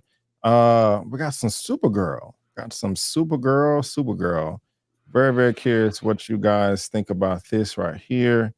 Hold on one second. Where are my banners at? Hold on, where's my Supergirl banner at? Do I have a oh, okay, here we go. Topic number 3. for Super Duper. This is coming from the Hollywood Reporter. Got a writer. This is DC movie Supergirl Woman of Tomorrow finds its writer in Anna Nogueira, if I'm pronouncing that correctly. If I'm not, I apologize. The feature is part of the first wave of offerings from James Gunn and Peter Safran-led DC Studios. This is what the lady looks like right here. Here she is on IMDb. As far as other properties that she's written before, We Win. I haven't seen that, but Supergirl World of Tomorrow, Woman of Tomorrow is going to be the first, but she is attached to these properties right here as a director. This article may get into some more things that she's written, but Anna Nogueira, the actress and playwright who is now making forays into screenwriting, has been tapped to pen Supergirl Woman of Tomorrow, a standalone feature centered on the Kryptonian cousin of Superman being developed by the DC Studios. No director has been attached, and Nogueira's deal is only been recently closed. The project is actually a redo for her. The writer was quietly hired to pen a Supergirl movie in 2020 when Warner Brothers was developing the project as a spinoff of The Flash, then in post-production. Flash features Sasha Calle as the heroine, and the hope was to launch another DC film franchise. Kim, I'm pretty sure you did like Wonder Woman that came out a number of years ago. I don't know about part 2 and once 1984. That was dope. That just comes to mind when I see this right here. Of course, we all know who Superman is, but not too many people know who Supergirl is. Superman is a guy sent to Earth and is raised by loving parents, where Supergirl in this story, she is a character raised on a chunk of Krypton. Gunn explained in a video released on Twitter at the time. She watched everybody around her perish in some terrible way. So she's much more of a jaded character. Kim, she's going to have a chip on her shoulder. She's going to be like, man, F all this good stuff. I watch my people die. Does this pique your interest, and does the writer attached to it excite you? Is this something you want to check out? It piques my interest. I mean, the first thing I kind of think of is let's finish what we started. I really liked where they were going with Sasha Calle in The Flash. She was actually my favorite part of The Flash because she seemed to have a bit of a chip on her shoulder. And I liked that. And this superhero, oh God, it's making me weary. It's giving me mad weary. I really want them to finish what they start. We're doing this too much, where we're branching off and having a cameo here. We're branching off and cameo here, but you're not going to see that version of that person there. And we've got this iteration. I mean, in the comics, of course, we have many different iterations of the same characters. That's fine, but let's finish what we started, because from The Flash, I really want to see more of Sasha Calle's storyline. I really liked the actress that played her. I really liked her attitude sounds a lot like this character. So I'm like, can we just finish what we started? It's like somebody coming into a sandwich shop and taking one bite of each. Like, come on, can you finish with one plate? For goodness sakes. And I just feel like, of course, with the continuity of James Gunn taking over DC, I know he's got a whole new crop of people. But I don't know. I really liked what I saw from Sasha Calle. So I'm not opposed to this. I'm like, okay, great. But let's finish what we started, please, on something. I like it. I kind of want to see, I really don't want to see a teen version of anything when it comes to Supergirl. Maybe younger, but I really don't want to see an angsty teen. If you're going to make her bitter, I really want it to be something that a lot of adults can relate to as we watch that. Because, I mean, of course, everyone's gone through their angsty teen years, but I really want to see a more mature frustration in dealing with loss or grief, which is what this character sounds like it's coming from. But I'm a bit disappointed to not see more of Sasha Calle's, Supergirl. I'm disappointed. I'm mad at that at all. She did do a good job. She did an amazing job. Yeah. Larry, how you feeling about this Supergirl movie and the writer attached to it as well?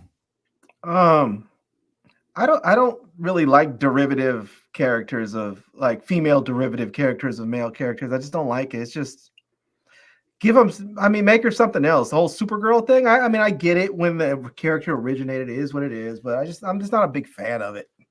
I'd rather her be like, just call her something else besides Supergirl.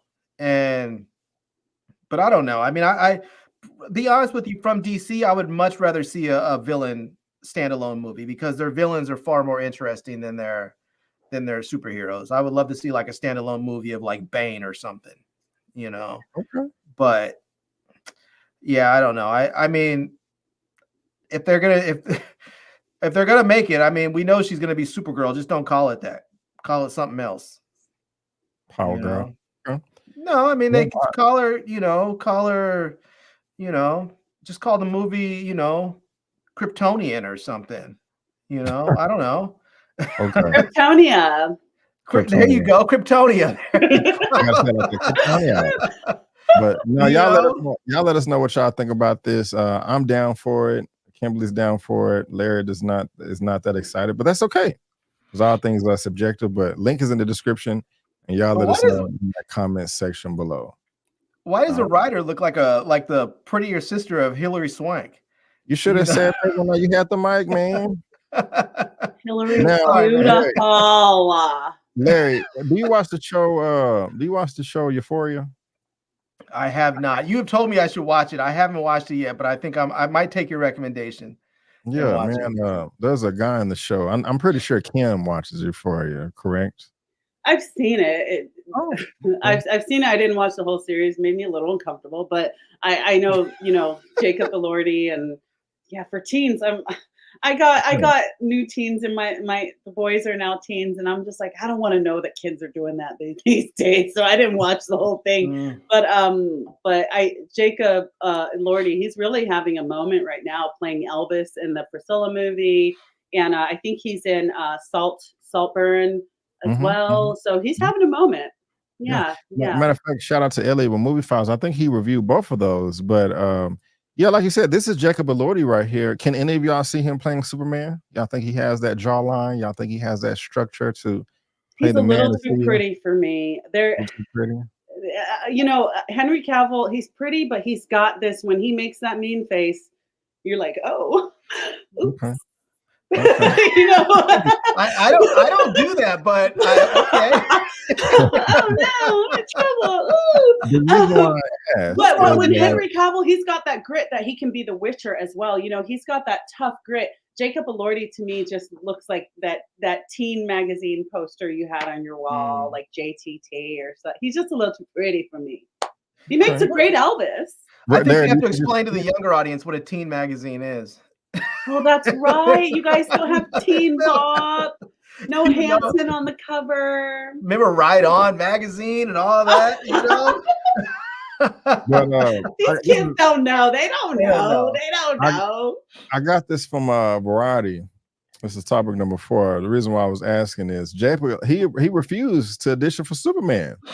Because that's okay. He felt it was too dark and calls the Kiss and Boost films ridiculous. I don't want to make them. I mean, I had to read this because he's saying that it's too dark. Like, do y'all know the character that he's playing in Euphoria? That one is dark in itself. But yeah, what does he mean by that? He might not want to get typecast, though. That might be it. He doesn't want to get typecast as sort of like a dark character. Jacob Elordi revealed in a new interview with GQ magazine that he turned down a request to audition for Superman. While the actor did not name the specific superhero movie project, it's likely he was referring to James Gunn's 2025 tentpole Superman Legacy, as the film went through casting in the spring and summer months. David Cornsweet was announced in June to fulfill the role. Elordi told GQ that he doesn't see himself in a superhero film anytime soon. I've always been told to say a rounded answer or my agent will get mad at me. Anything can happen, he said. And obviously anything can happen. But at this stage of my life, I don't see myself having any interest in that. I like to make what I would watch, and I get very restless watching those movies. I'm supposed to finish with never say never, he added, about how to answer questions about superhero movie. Well, they asked me to read for Superman. That was immediately, no, thank you. That's too much. That's too dark for me. And it goes on to talk about other projects that he's in. That's just wild to me for him to say that it's too dark. It just doesn't make sense. I mean, I'm not like, damn, Jacob Elordi not gonna be Superman. That would have been perfect. I'm not over here saying that, but I'm very shocked to hear him say this. Maybe that's just his negotiation tactic for the future, or he just trying to have his chest poked out. Kim, does that make sense to you? I mean, what I did see of Euphoria, he was that's so dark.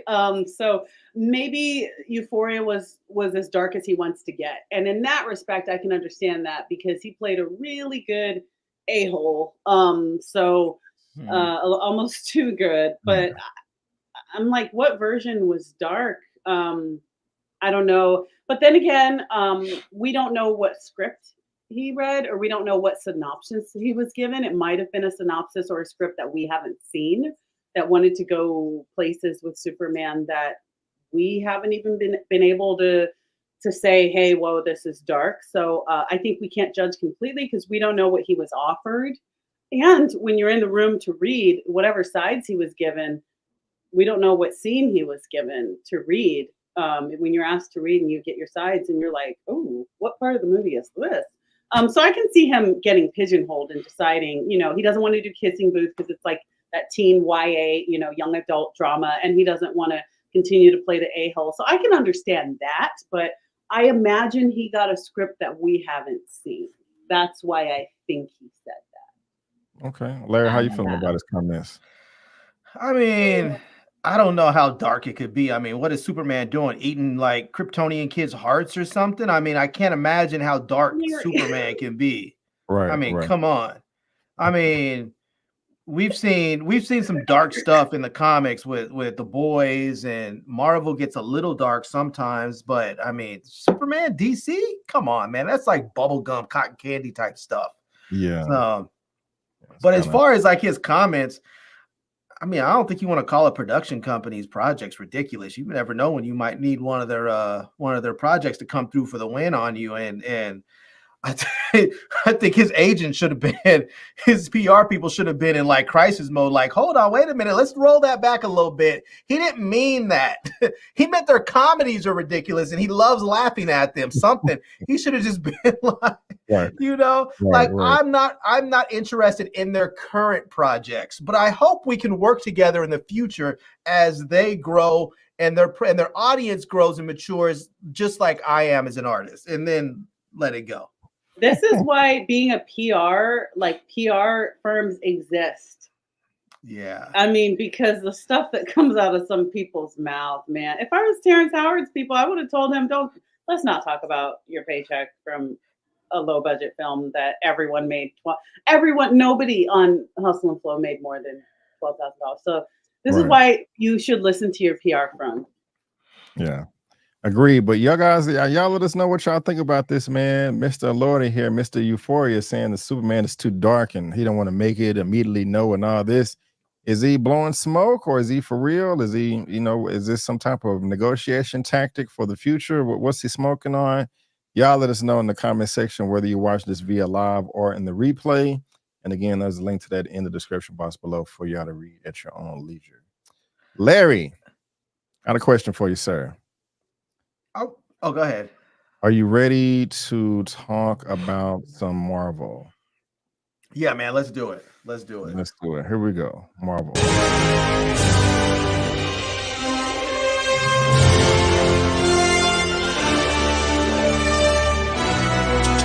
Canvas.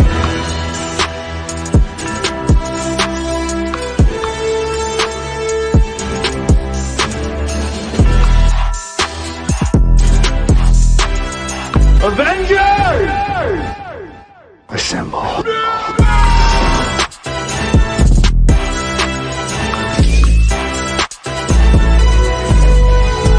Canvas.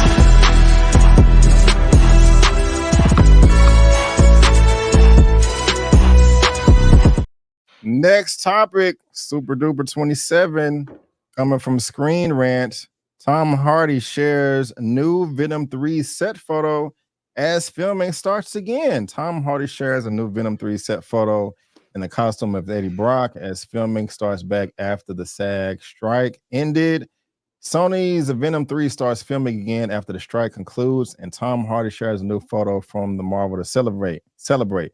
Venom 3 was confirmed by Sony in spring 2022 and started filming in 2023 prior to the strike, but production paused while the actors union renegotiated their contract. In this film, Hardy returns as Eddie Brock, joining other members of the Venom 3 cast, which includes newcomers to the franchise Juno Temple and Chiwetel Ejiofor. And here is the picture that Tom Hardy shared on Instagram. They're taking things back on set. He seems pretty excited about it. I am not. Is he drinking an Amstel Light? I think you're right. I think he made the intros, no man. Either he is or Eddie is. Yes. Larry, do you share his enthusiasm for the show and not the show, but the movie coming back and all that? Are you excited for Venom 3? How you feeling, sir? I'm going to get to that. I just have to say that intro was almost perfect, okay. but how are you going to make a Marvel intro and you don't have Howard the Duck in there? Larry, answer stay on the topic. How is it? We need Howard the Duck in every Marvel anything. All right. Larry, can I borrow you for Thanksgiving dinner? Because I don't think we're going to have any fights this year, but I just kind of want you to come over and stir the pot. If you come over, some greens are going to end up on the wall. I just know it. So please come through. Auntie Noah, don't say you just talked to her and said that. Auntie, you bring the chitterlings, we'll have the greens, and it'll get on and popping because you're gonna start a fight. I love you, Larry. I'm just kidding. I love you. I love Venom, and I'm looking forward to it all day, every day. I'm looking forward to it, and I am. But it's still with Sony, right? Yes. Yeah, I want this to come over to. I want this to come over to Disney. So I want them to come over to Disney. I want Spider-Man to be over at Disney full time. The Hulk, all of it. Agreed. So, yeah.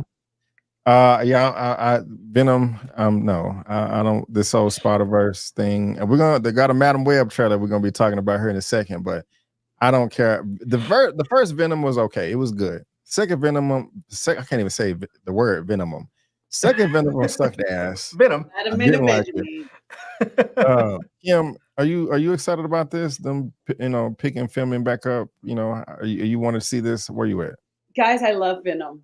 I love Venom. I love Venom, and I think this movie. I really love Venom. I really do. I love all the movies. I had a lot of fun with them. I think it's one thing I love from the set photo is you get the best performances out of people when they're having fun playing them. And I think Tom Hardy, he's such an incredible actor, and he's done so many. He's that actor that I don't know if he scares himself, but sometimes he scares me. Like, he goes so deep. Like, he really does. Like, he's one of those actors, he goes there. But I think he's having so much fun, and we feel that in the fan community. When you had fun shooting it, it's contagious. And he looks like, for me, the Venom films, I don't take them too seriously. I really look at them for a good time. I have 3 boys in my life who are now teenagers. For us, it's just a good time in the theater. It's not too deep. I mean, Marvel, don't get me wrong, like the Avengers, all the Marvel movies had me in tears, had me shouting. Like, I take that very seriously. But Venom for me is just fun. And I love Venom's attitude. I love how funny he is. He can't help but to bite people's heads off. I just really love Venom. And Tom Hardy, you gotta love this dude. You gotta love him. He looks like he's having fun. And I think whatever they had a misstep in Venom 2, I really believe they're gonna course correct in 3. So I'm actually excited. Can we get more Mrs. Chin too? She's so dope. I love her. She is. Well, I'm glad y'all like it and they're excited. Well, Kim is excited. I don't share the same enthusiasm, but it's all good. It's all good. When what would make you feel enthusiastic about it? If they canceled it and the rights to Marvel. Yeah, I'm over the whole Sonyverse thing. It's just not working out for me. But Kim, when the movie comes out and when you see it, I hope you enjoy it. I hope you're doing that same dance right there in the theater. while you're watching it. But y'all let us know what y'all think in the replay. I mean, in the chat, whether you're watching via live or in the replay. And there's a link to this in the description box below for you to read at your own leisure. But now we are away from the Sonyverse. We're really into Marvel right now. We got to talk about this box office for the Marvels. Please, Louise, it is in the dumpster. It is in the trash. This is horrible box office for this film. This is Deadline real quick. Yeah, not talking about the Hunger Games, but the Marvel suffers worst MCU second drop. This is awful. It made 40-something million the first weekend. But after the Marvels posted a franchise low for the Marvel Cinematic Universe of 46.1 million, why are they throwing that in there? That didn't threw me off. But anyway, the movie didn't make no money. The budget was $200. The budget was $220 million. And it made 46 million the first weekend. Do y'all know how much money it made the second weekend? I don't know. 12, 18, 46, something low. It's pretty trash. I got it right here on Box Office Mojo. $10 million second weekend. Oh, God. Yeah, 78% drop. This is a historical low for the MCU. This is the worst opening. Oh, this is the worst second weekend. Is that worldwide or US? Yeah. Right now, 65 is US. 161 right now is worldwide. This thing may not even make 300 million worldwide, and that's horrible. Wow. Why don't y'all go see it, Kimberly, Larry? Why don't y'all help the box office? I didn't pay for it either. So it's let me tell you. Go ahead, Kill. Maine. Look, Maine. See Terrence. There you go. See? Here's the thing. When it comes to Marvel, I am sticking with what I said a few years ago, was that after Endgame, they should have taken a 2-year break. No shows, no movies, no news of what's happening. Make us miss you. Make us miss you. And then come back. They overloaded us. I am sad to say that I have always been a day one. Auntie Kim, me and my nephews, I have always been you guys meet me at the theater. I will sit in the rain. I'm the one out there with a beach chair and a book hours before to make sure day one we get the best seats. I have never missed a Marvel premiere. I have not seen this movie. Yeah. And I don't feel bad. It makes me sad that I wasn't running to see it because they've overloaded us. I always said they should take a break, and I feel like it's in, I don't know what kind of, it's greed, and it's not insecurity, it's just greed. Take 2 years off after Endgame. That was such an amazing finale. Take a break. But with the show, don't get me wrong, Kamala Khan, I'm most disappointed in this film because I am excited about this young lady. I'm excited about her storyline. I love her show. She just captures being a teenager just so well. And with her powers, I think she's a great addition to Marvel. But again, I would have liked a gap in time between all of the stories because it's too freaking much. I wasn't excited. First Marvel film I did not see day one, and that I haven't seen at all. I've never had this happen. Even stuff that I wasn't like super excited about, I was still like day one. I'm sad to say I haven't seen this, and I really don't mind. I'll see it on Disney Plus, I guess. I'm disappointed. I'm super disappointed. They should have taken a break. They drowned us. This is true. We've had 5 properties this year so far. When too much. What If drops next month, that'll be 6. Larry, what would it take for you to go see the Marvels in theaters in the next week or so to help out the box office, sir? How are you feeling about all this? Oh, I don't know. I mean, I'm going to go hang out with family for Thanksgiving. So maybe I'll end up seeing it that weekend or something with my niece. I won't go see it just by myself because just not interested like that. But part of it is I think that I think the Miss Marvel series was cool. They probably should have done a second season before they decided to put her in a movie. And I think they should have done an entire season of, for Monica Rambeau. It's like she was a secondary character in WandaVision, and she got her powers at the end of the movie, and then we haven't really seen her since, and then now she pops up here.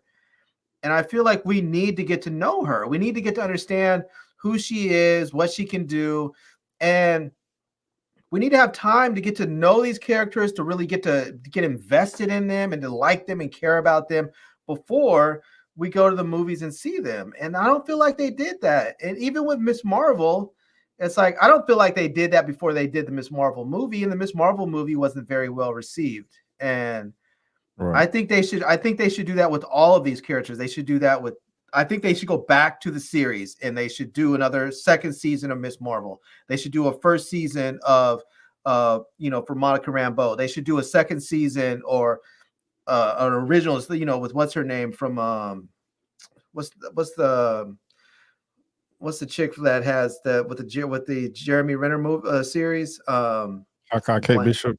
Kate Bishop. Yes, they should do another season of her. With just her. And I mean, they can, if they want to mix them up in there, then do so. But I feel like we need to get to know these characters. And I think they just think like, oh, if we just put out shows or we just put out movies with these superhero characters, people will just love them like they did with the original Avengers. And that's not the case. People grew up with Iron Man. People grew up, with that was 11 years of our lives. Yeah, not even just that, but before that, I mean, those comics were so old. People's parents were reading those comics. People's parents were handing their kids, in some cases, their grandkids, those comics to read. Those things, those were characters that were like cultural icons. These are new characters that the vast majority of people just don't know. And you have to give us an opportunity to know them. And we don't. I mean, I don't know a whole lot about Monica Rambeau. I've read some comics with her. She's cool, but I don't know her. I don't know her like I know Black Panther. I don't know her like I know the Hulk. Yeah. I want to know these characters, and in order to really care about them and to want to go see them, you need to know them, and we don't know them. Right on. Well. Y'all let us know what y'all think about this. This movie is not making any money at all. Unfortunately, it's bombing at the box office. It's the worst Marvel has ever done. And I'm really curious to see what that worldwide total is going to be. But you let us know in the comment section whether you watched this video live in the replay. If you saw the movie, and if you did not see the movie, why didn't you see it? Is it for the same reasons as myself, Kim, or Larry, or do you have completely different reasons for yourself? But let's move on. Let's move on to the first trailer that we're going to be watching today. This is for Madam Web. Have any of you seen this trailer yet? You have seen it, Kimberly? What about you? I haven't seen it. What is it called again? It's called Madam Web. Madam Web. No, I haven't seen it. Okay. Well, if y'all are interested, I did have my own separate reaction for it on my channel. If you guys want to go check that out at your own leisure, you can see my facial expression. That's pretty much what I thought about it. But let's see what Larry thought about it. If this is going to be, his most anticipated film of next year. But here's the Madam Web trailer. Why do you care for me?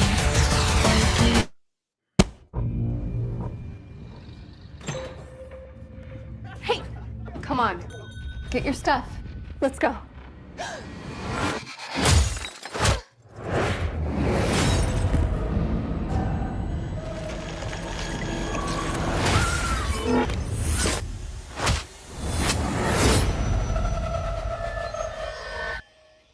Let's try that again.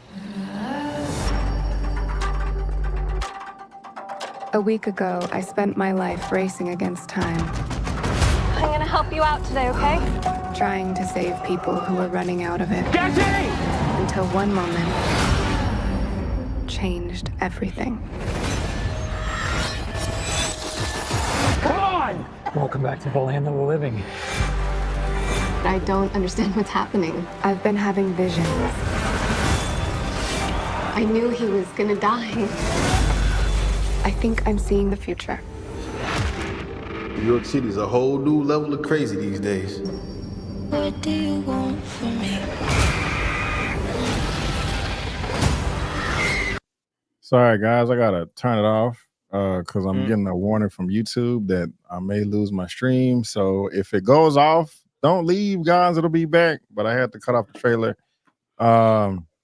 Larry, what did you think about that so far? Does that pique your interest at all, or No, it looked good. It looked like it looked more just like a thriller than it did a superhero movie or story. It just seemed like just a thriller, which is cool. I like that. When you first said Madam Web, I thought, oh my God, are we gonna have just some Spider-Man derivative? But as I watched it, I was like, this seems like it's gonna be very, very cool. I like it. I don't know why they call it Madam Web. Well, you need to see the rest of it. Oh, geez. Man, Okay. I really wish I can show it because yeah, Man, YouTube. I hate Yeah, YouTube. There's some me. Yeah, man. Check out the rest when you can. I just don't want the stream to die because then at least 50, 60 people will bounce. But I'm waiting. I can't wait for the green to come back because it's still yellow over here.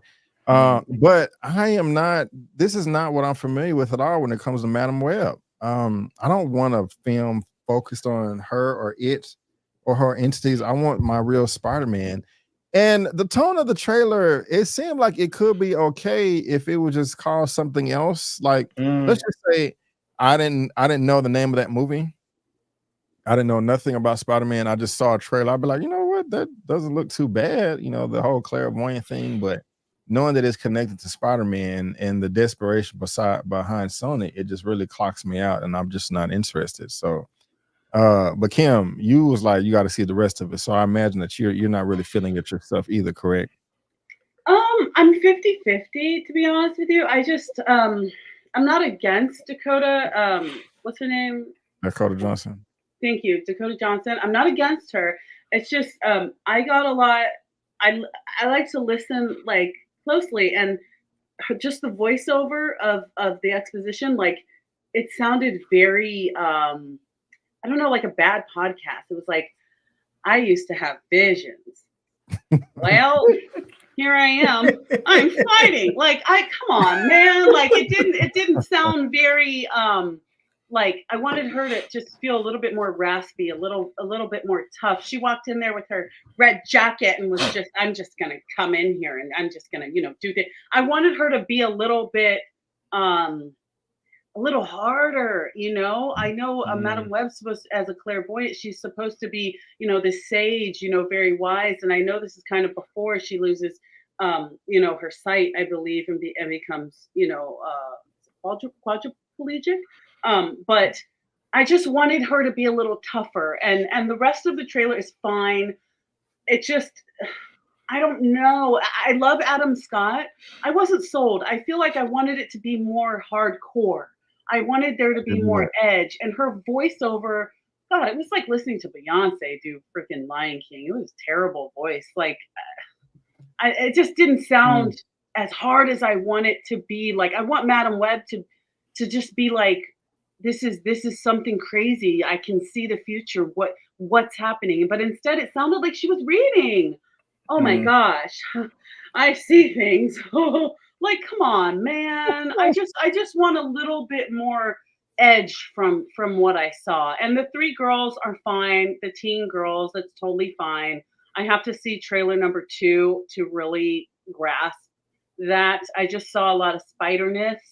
Obviously they're supposed to be different, Spider Girls or, but it's not as gritty as I want it to be. I was really excited for this film. Like I'm very excited for the film itself, but so far it's missing the grit that I want. Really missing the grit. I want her to be a little Beth Dutton. I want her to be a little hardcore, Yeah. Why can't we just get a Defenders movie? Why do they have to keep going all over the place? Just give us Luke Cage, Jessica Jones, That'd be great. It's coming. Cast a new Danny Rand. We're gonna talk about that later. But Larry, once you get a chance to check the full thing out, when YouTube isn't tripping, DM me, let me know. But guys, y'all let me know as well what y'all think about this. I don't know why I was able to, YouTube didn't take away, my rights when I did it by myself, but they tripping right now. So yeah. I mean, my face, that's pretty much how I felt about it. But y'all let us know how y'all feel about the Madam Web trailer. In my opinion, it stinks. I don't like it. But let's move on to something a bit more interesting, something that I am interested in, something that looks off the chain. And Kim, have you seen the What If trailer? What If? I haven't. I have not seen What If season 2 trailer. No. Okay, well, let's go ahead and check that out as well. I think Larry had to go to the bathroom. Okay, No, I'm here. I have a little sniffle or something. Something set my allergies off, so I just didn't want to blow my nose on camera. I appreciate it. That's what's up. Thank you. Larry, have you seen the What If? Have you seen What If season 2 trailer? I have not, but I'm looking forward to it. Let's do it. This kid puts on quite a show. I have eyes on the target. He does not look all that threatening. Looks can be deceiving, Your Highness. Are you sure you do not want any backup? Nah, I'm great with kids.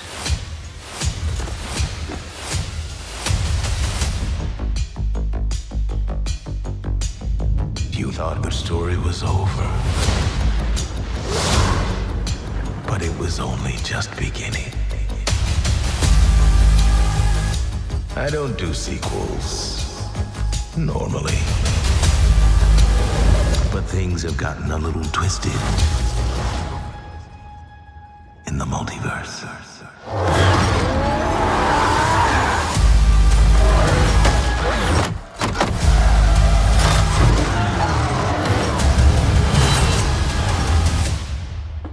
Who is this handsome dog?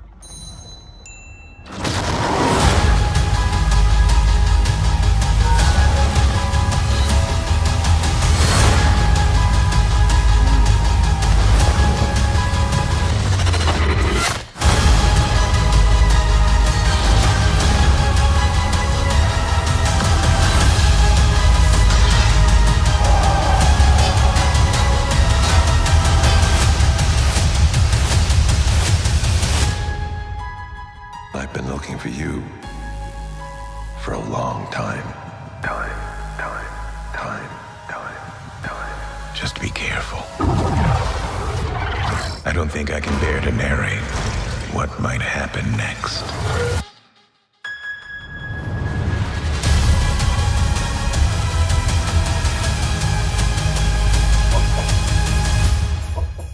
Darcy, we got a code red.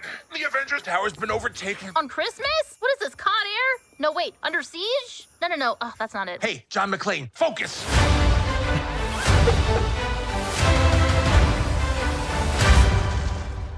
Yes. Nice. Yes. Yes. Kim, let us have it. Where you at, Kim? Yes. I love it. Let's go. I really love it. Oh man. I'm telling you, I really enjoyed season 1 of What If. The only thing I didn't like was the Watcher being totally involved. I would have preferred he stayed watching. But you know what? The only venue that I want to see these other, mismatched, switched up stories is animation. I think it's a perfect vehicle to tell the stories in this way. That I happy. Just go and let's come on, John. I love it. And I love Darcy. Oh my gosh, she's like one of my favorites. This has got me really excited and just in time for the holidays. I know last year it was all about Hawkeye, and kind of being the holiday Marvel show. I'm really excited that I'll be able to enjoy this with the holidays and with the kids over, and it looks dope. I'm excited. Nice. Larry, do you share the same amount of enthusiasm as Miss Kimberly? Yeah, this looks like it's going to be a lot of fun, man.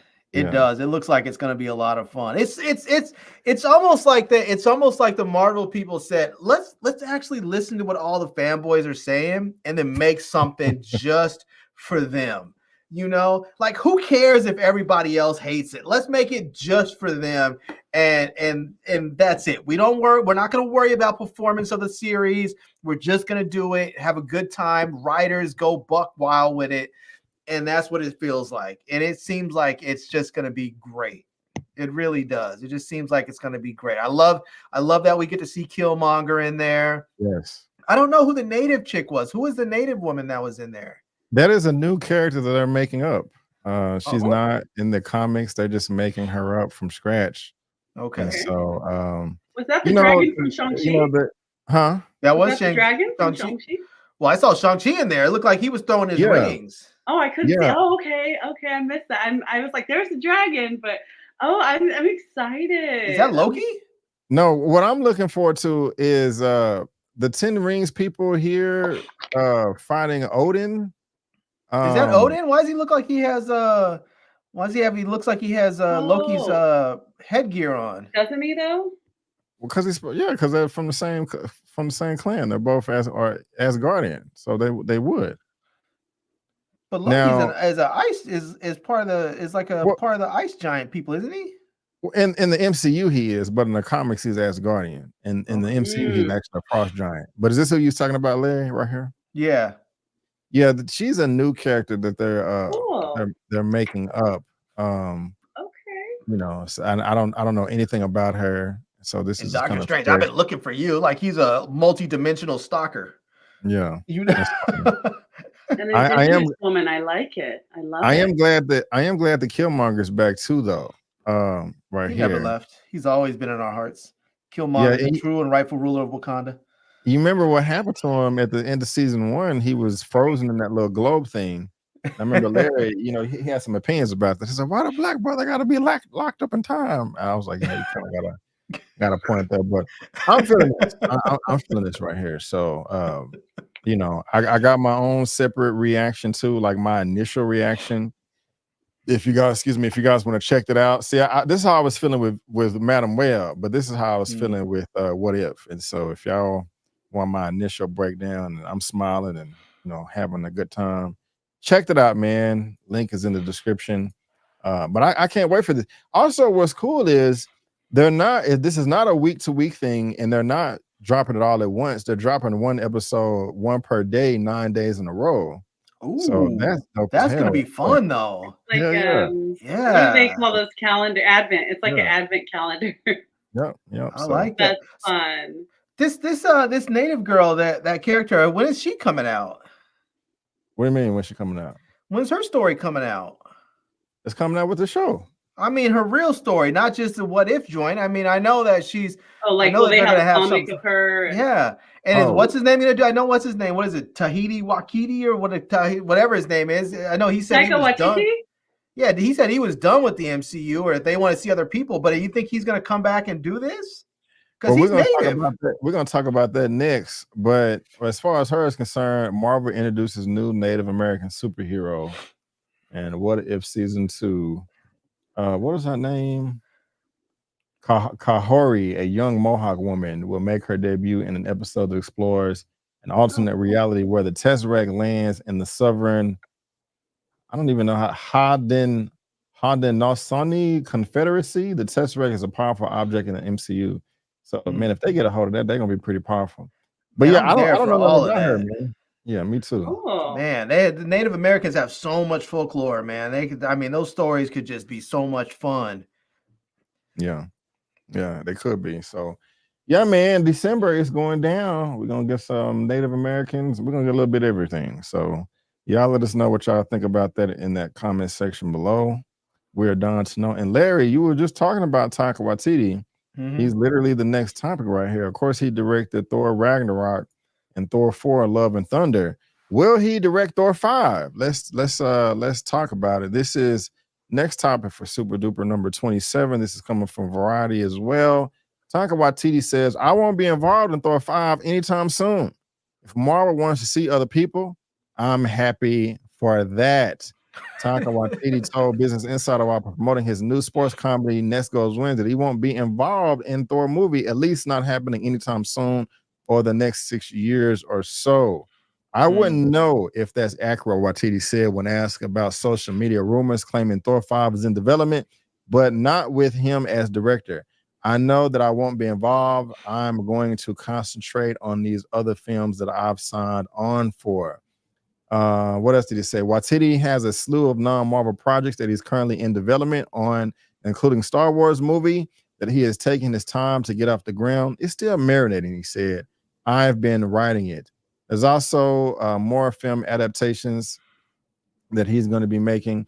But I don't know. He just says that he's not going to be back for Thor 5 or anytime soon. I would never feel like they are cheating on me, Waititi added, noting he'd have no ill will if Marvel goes ahead and hires another writer, director for a 5th Thor movie. We're in an open relationship, and it's like if they want to see other people, I'm happy for that. I still get back in bed with them one day. I've got to be careful how I word that because I have no idea what's happening in the next phase. Oh, that's Hemsworth.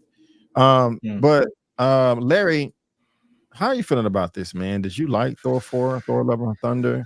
Do you like Taika Waititi as a director? Do you want him to come back, or do you like, oh, get rid of him? He sucks. I don't like him. How you feeling? I mean, his language, he sounds like he's into polyamory or something, you know, but I don't know.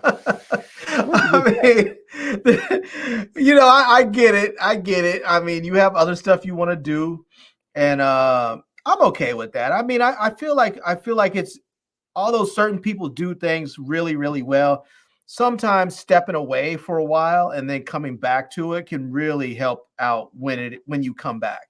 Because sometimes things get stale, you get locked into a certain formula, people expect certain things from you, and when you can step away and do other stuff, then when you come back, sometimes you have a fresh take. Sometimes you look at what other people did and you're like, oh, I really like that. I want to play with that, you know? And I don't think he's done with the MCU. I think we'll see him back again. It just may be a while, and that's okay. There's enough going on in the MCU that we can have other people come in and play. Like I've said before, and I think they should do like a nationwide like director search. They should go to all the top film schools, go to SC school, go to NYU, go to American University, go to all the big schools that have big film programs and find the best people. Or do like I think I said this in our thread that the rest of y'all are privy to, but I was saying that they should do like a Project Greenlight thing like Ben Affleck and Matt Damon did, where you basically have a show and you find people that you have people submit their films, their short films, and then you pick the best directors and then you narrow it down even more. And then the top people, you give them their projects. You say, okay, you're the top people. I'm going to give you this project. Here's your $200 million. Go make something great. You know, I want to see some new blood out there. I want to see people really, really do something different. Ken, where you at on this? I agree with you, Larry. Taika Waititi, there's a film, I think it still hasn't left Netflix, called Hunt for the Wilder People. If you guys haven't seen it, please watch it. I truly believe that is where he shines. If you watch that movie, you will be like, yep, this is perfect for him. I think he's a great director for a certain type of film. Initially, his humor in Thor, I was like, oh my gosh, this is so funny. This is too funny. I think we've all talked about this. Thor 4 was like at a funeral when you're trying to lighten the mood, but then you don't stop making jokes. And it's like, okay, that's enough jokes. Time to feel our feelings. That's how I feel about Taika Waititi. I don't think the MCU is great for him. I actually think with the comedy that Kamala Khan brings, I think he would do great for Miss Marvel, possibly. And I know they have guest directors, maybe not every episode is the same director. I would love to see him direct an episode of Miss Marvel. I think his type of comedy he has this super sarcastic but heartwarming edge to his comedy. And the beautiful people of New Zealand, they have they're like the Brits. They have such a specific type of humor. And if you guys see Hunt for the Wilder People, even not Dark Shadow, What We Do in the Shadows, you understand Taika's sense of humor. I think it only goes in the MCU so far, and it definitely doesn't go to 2 back-to-back movies. I'll tell you that. He's great in a certain lane. He's phenomenal in a certain lane. I don't really want to see him anymore in the MCU. If he was if he was co-writing with someone to add that type of humor, that would be fantastic.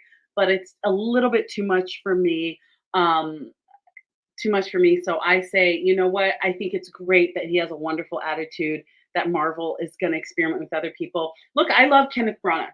I think he does great with the Thor films. And I think maybe a different producer, possibly, just to kind of keep the comedy of Thor. Because as we've seen, Chris Hemsworth, he is such a surprise comedic actor, right? We think he's just the pretty boy that brings the muscle.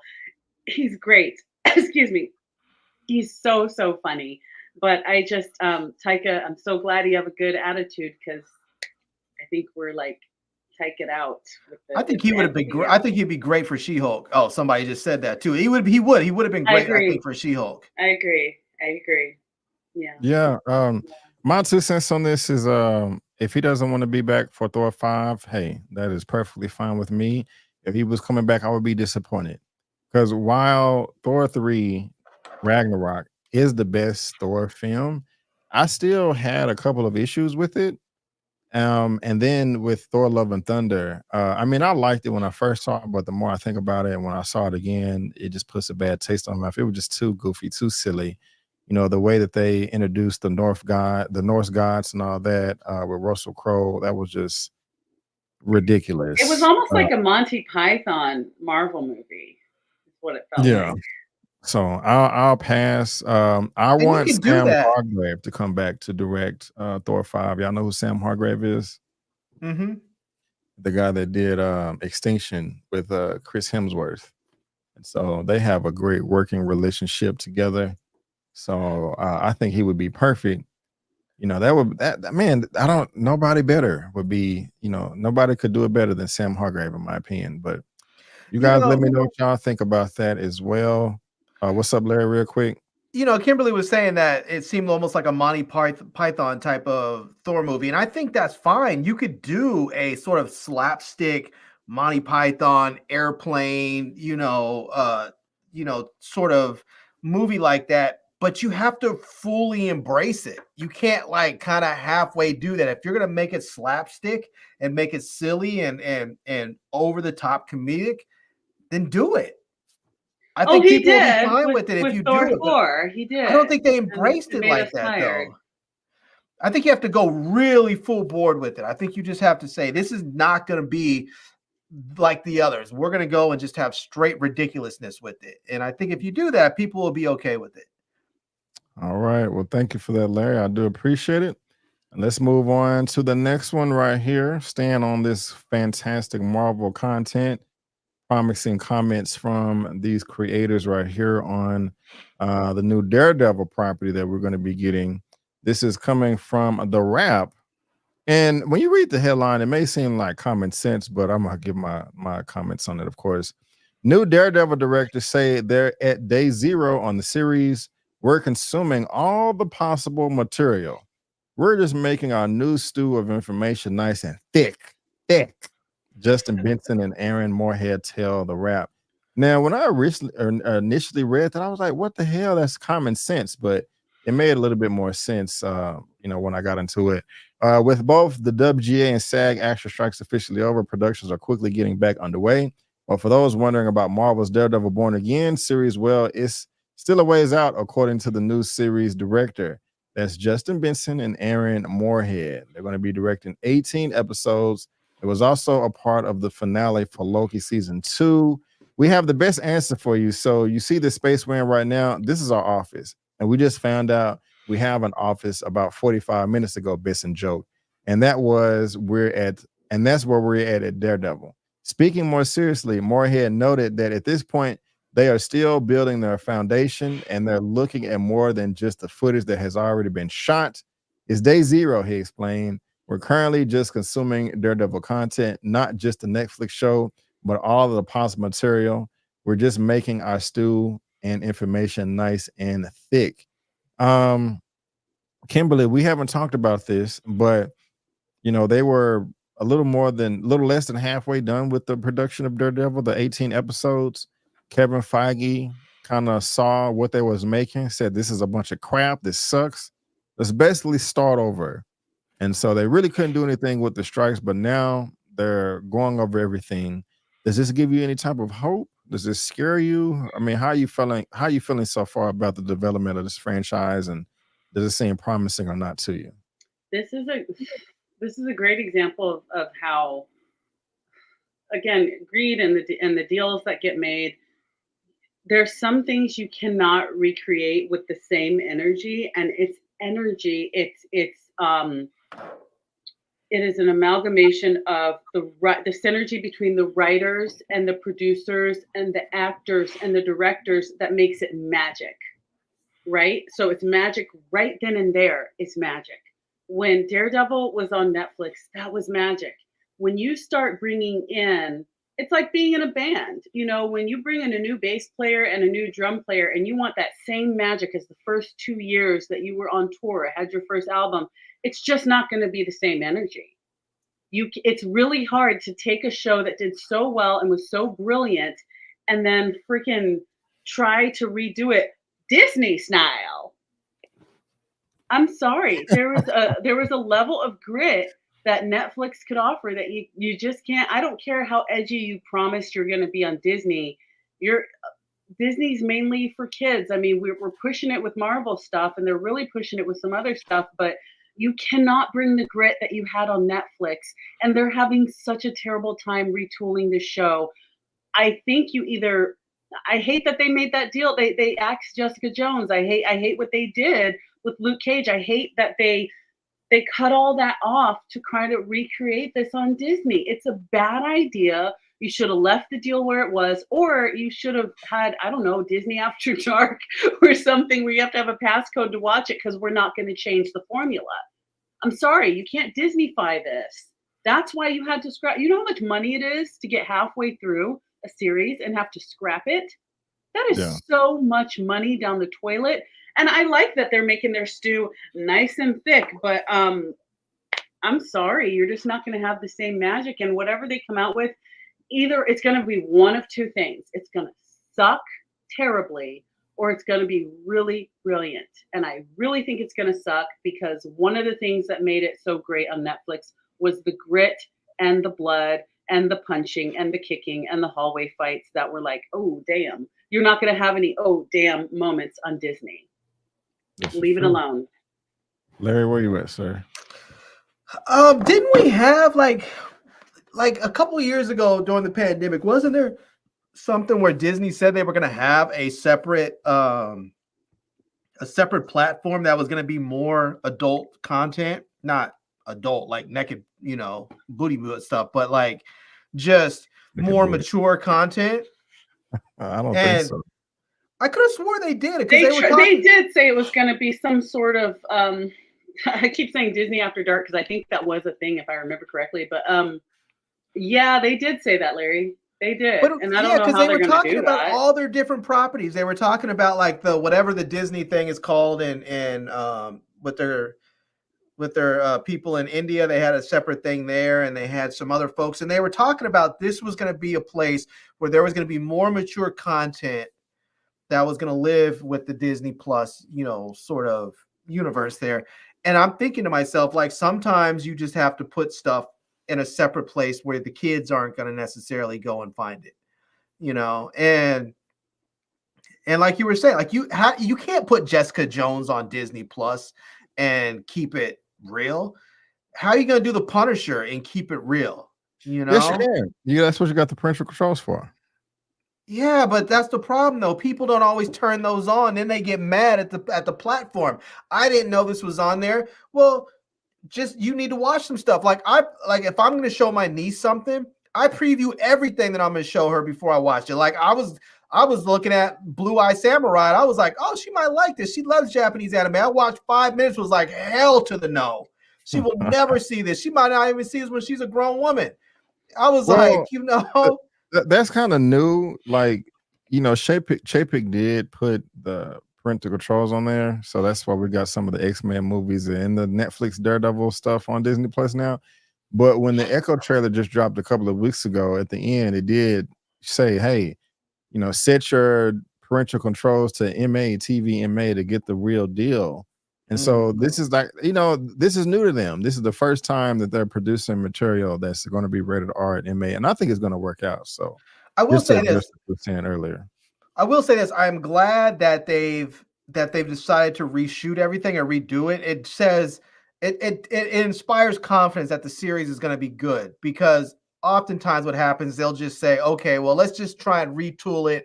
Let's try and fix it in post. We'll do some reshoots and try and work it out. And the fact that they're just saying, no, let's just start again. I do agree with you there. It tells me there is probably what we're going to get in the end is probably going to be pretty good. Okay. Well, y'all let us know what y'all think about this. Link is in the description. You know, it seems like they're taking this serious, and that can be a good thing. Hopefully it just pays off. But, you know, like Larry just said, I'm glad that they're realizing the mistakes they're making and trying to start over and right the ship, because can't have any more poo-poo series like She-Hulk and Secret Invasion, because that's just not going to work. You know, what does work is this next topic right here, Loki season 2. Larry, Kim, that y'all, Larry, I know you finished it. Kim, you still ain't checked it out yet, have you? And it's not because I wasn't excited. It's because I know I'll have some time to really watch some stuff soon. And I really, I loved season 1 so much. I really did. And every episode had me like on edge. I really wanted to wait and be able to binge this. And that's the only reason why I haven't seen it. I really love and believe in Loki and the writers. I love what they did with season 1. I just really wanted to binge this one. That's the only reason I waited. I've also stayed away from spoilers, if you can believe it. I actually don't know what's happening. So that's the only reason I haven't seen it, is because I like it so much. I just want to binge it. I don't want to have to wait. I mean, I'm really excited to see it. So if you want to talk about it, I'll take my headphones off. We're not gonna spoil anything, but Hiddleston, about the end, he originally stated that the Loki season 2 finale was the conclusion to season 2. It's also the conclusion to season 1 and season 2. It's also a conclusion to 6 films, 12 episodes, and 14 years of his life, which fueled the idea that he was announcing his MCU exit.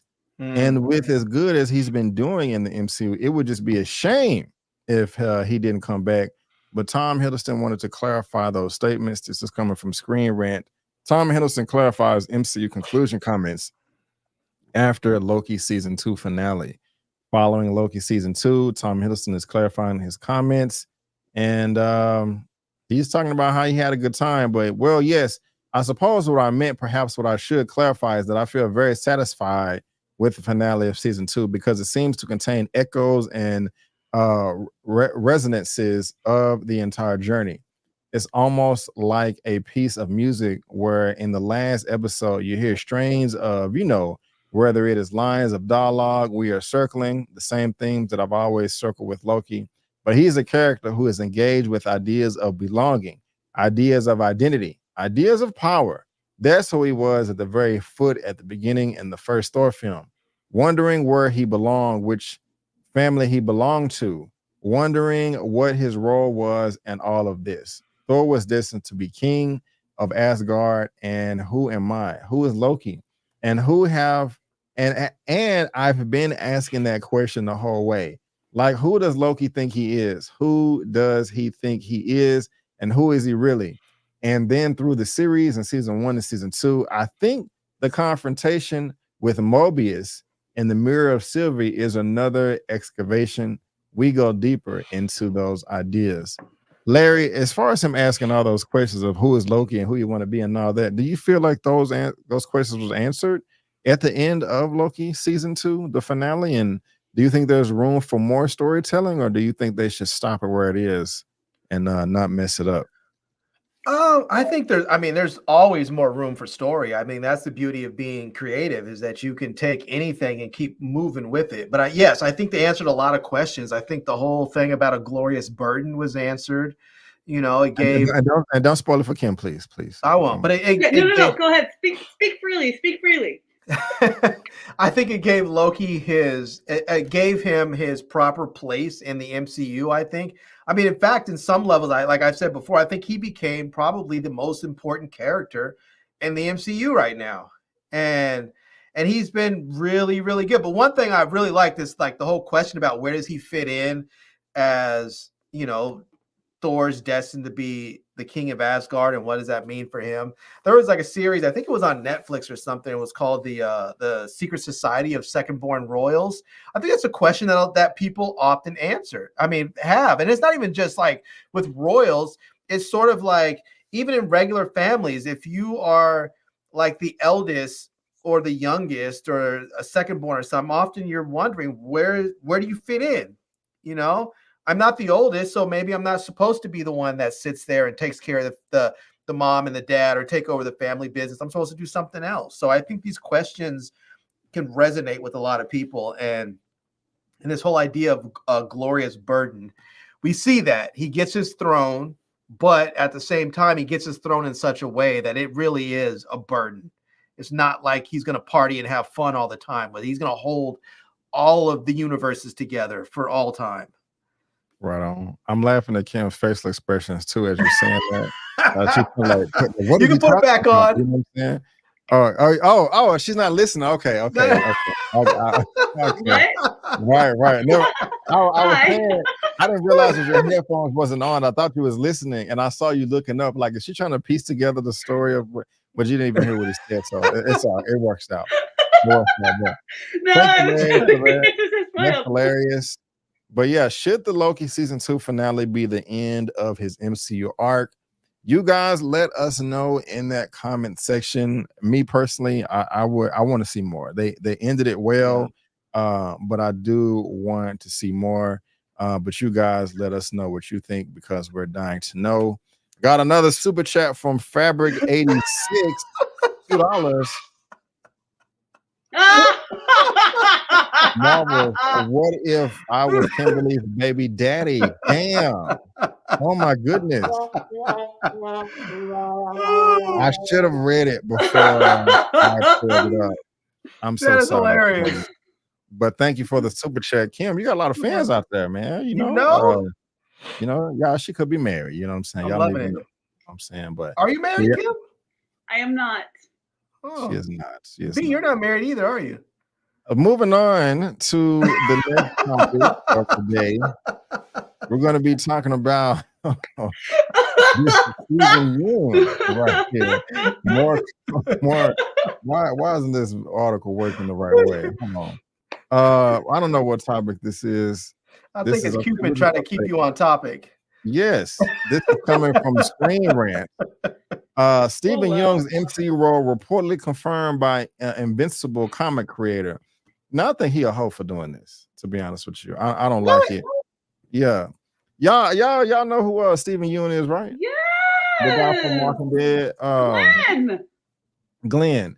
Let's y'all let me know if y'all can hear this or not. Yeah, hold on. Let me stop the share. You said he's a hoe for doing this. You're gonna have to finish that sentence. Yeah. Like, what's he doing? Was he caught twerking out in the street? Like, wait. Is he a hoe? Can y'all hear this? You know? Hold on. Can't hear it. No? I can't hear it. Okay, hold on. Why you gotta call my hoe, man? He said, this hoe right here. Check this out. Okay, let me know if y'all can hear it now. Okay. My good friend Stephen Yeun is playing the Sentry in a movie. I saw that. Yeah, I saw that's coming up. That's yeah, here. It's gonna be pretty exciting. Yeah, he called me. He went in for a costume fitting.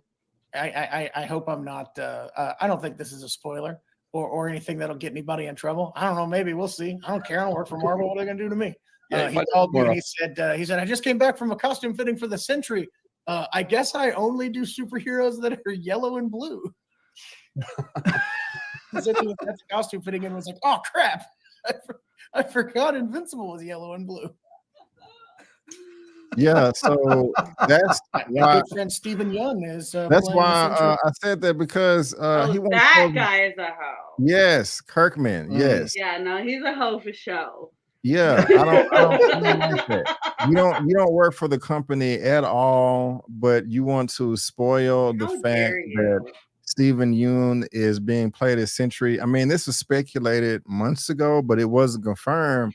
So for you to just come out and say this, I just think you didn't have to do that. I mean, I want to see I'm excited for the character, but I mean, Larry, how you feeling about this? I don't even know who Sentry is.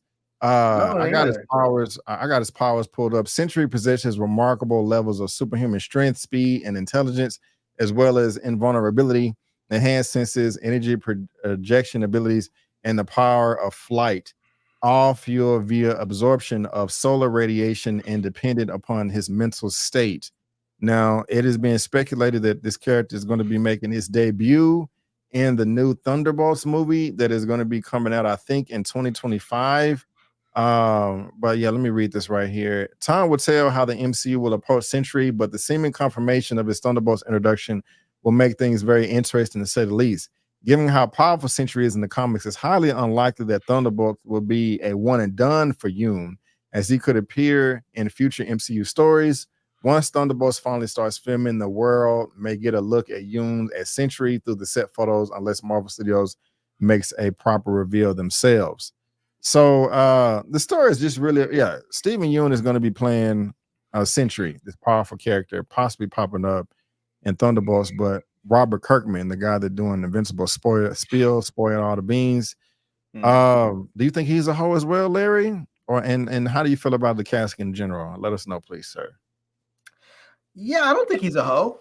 I think I mean, you do what you do, right? I mean, like he said, he doesn't work for Marvel. He doesn't have any loyalty towards them. He doesn't, I mean, they brought him on there to talk about what he knows, and so he talked about what he knows.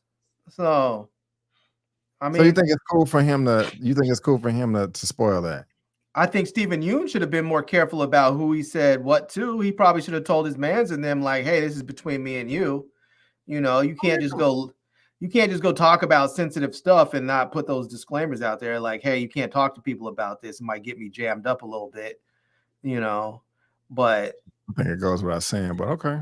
I mean, people end up knowing about this stuff long before it ever hits the screen. I mean, people start seeing folks at Comic-Con and you start seeing, when they start filming movies in New York City streets and people are taking pictures out of their apartment windows. And I mean, all this stuff ends up coming out anyway.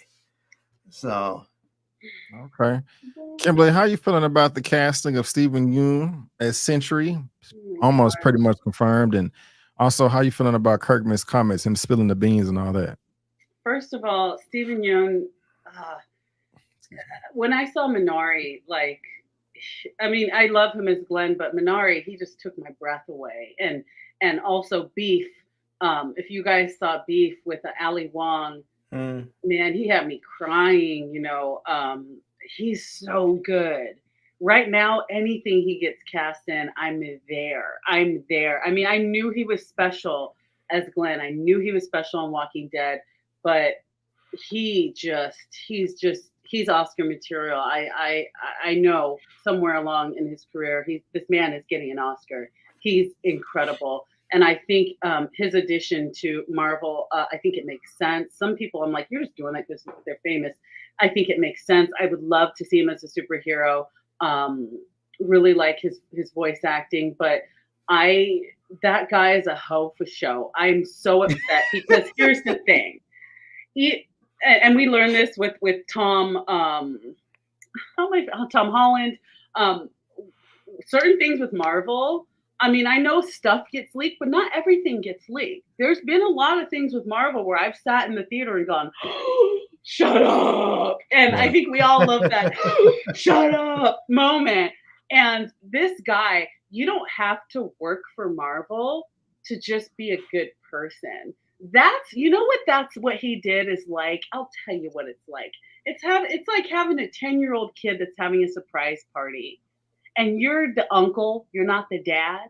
And as the kid's walking in the house, he goes, it's a surprise, right? There's like 30 people here. They're all going to pop out. And it's like, damn it, man. You don't have to be the kid's dad to care that you just spoiled it for everyone, you dick. Right. What a dick move.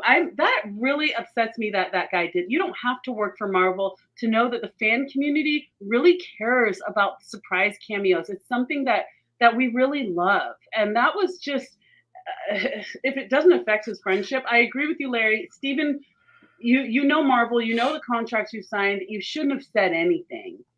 But this guy is such a jerk for doing that. What a jerk.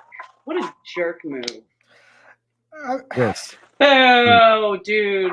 I don't even know Yes. your name. I hear you, but I just really think we were gonna find out about this long before it ever hit the theaters. I just don't think that there was gonna be any secrets.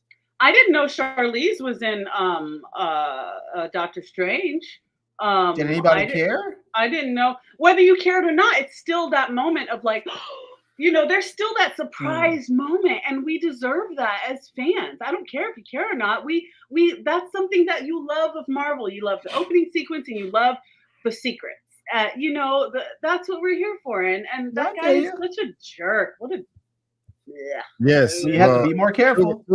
2 versus 1. Me and Kim win versus Larry. Haha. No, I'm joking. But I'm gonna quote Lamont. I'm gonna quote Lamont. You got to be more careful. Y'all let us know what y'all think about this.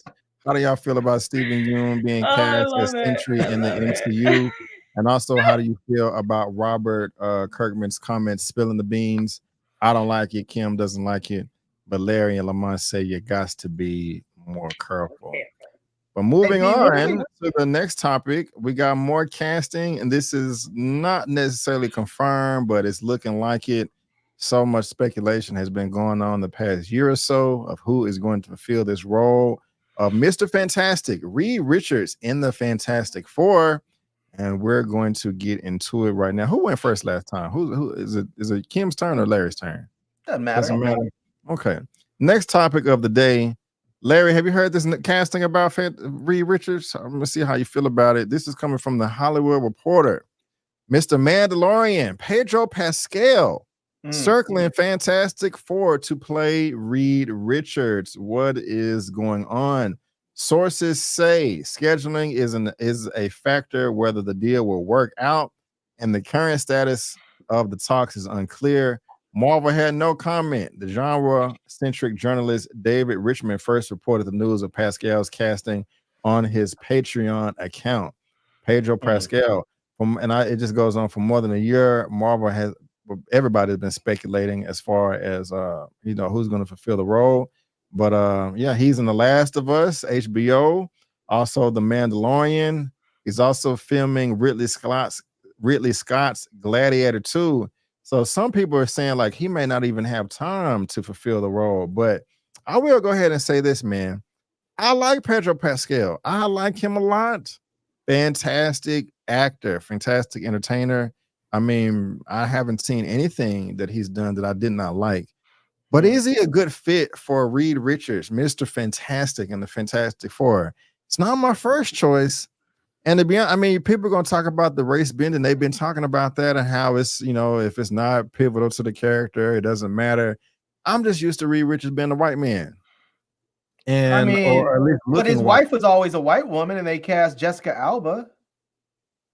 That's completely that don't got nothing to do with this. But you're talking about race bending. I mean, she's Mexican. She looks white though. She passes for white. He don't pass for white to me. And those movies wasn't that received well anyway. No, I'm not gonna throw tomatoes.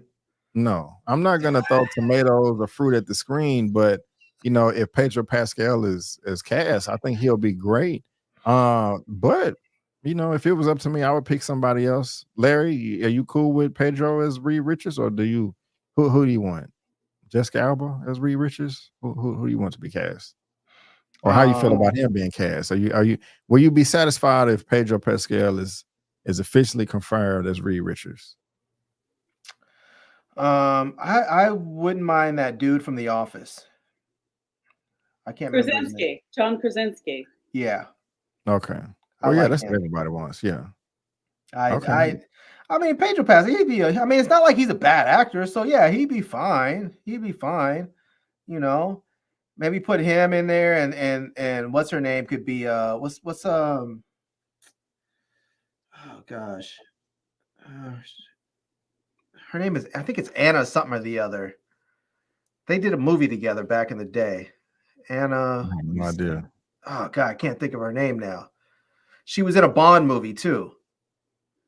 Anna de Armas. Oh, Anna de Armas. Yeah. They can put those two together as Mr. and Mrs. Fantastic. Anna de Armas and who? And Pedro Pascal. Oh, okay. I'm having a hard time trying to spell that, but okay, I guess. It's ANA and then space DE space ARMAS. Yeah. Okay. She's supposed to be in the ballerina, the John Wick. But I think there's rumors of Kimberly, how are you feeling about Pedro Pascal as Reed Richards? Is it a go for you or no? You know, I will say when I first saw it, I was actually super excited about it. But now that I think of it, I'm like, you know what? Actually, this might like Larry said, it's not an issue of him being a good actor or not. It's about fit. Now that I think more about it, I'm like, I actually don't think Pedro would fit in the MCU. I actually don't like him in the MCU. I mean, he was in, as in Wonder Woman 2. I wasn't actually crazy about him in that. But come to think of it, I actually don't think he'll be the right fit.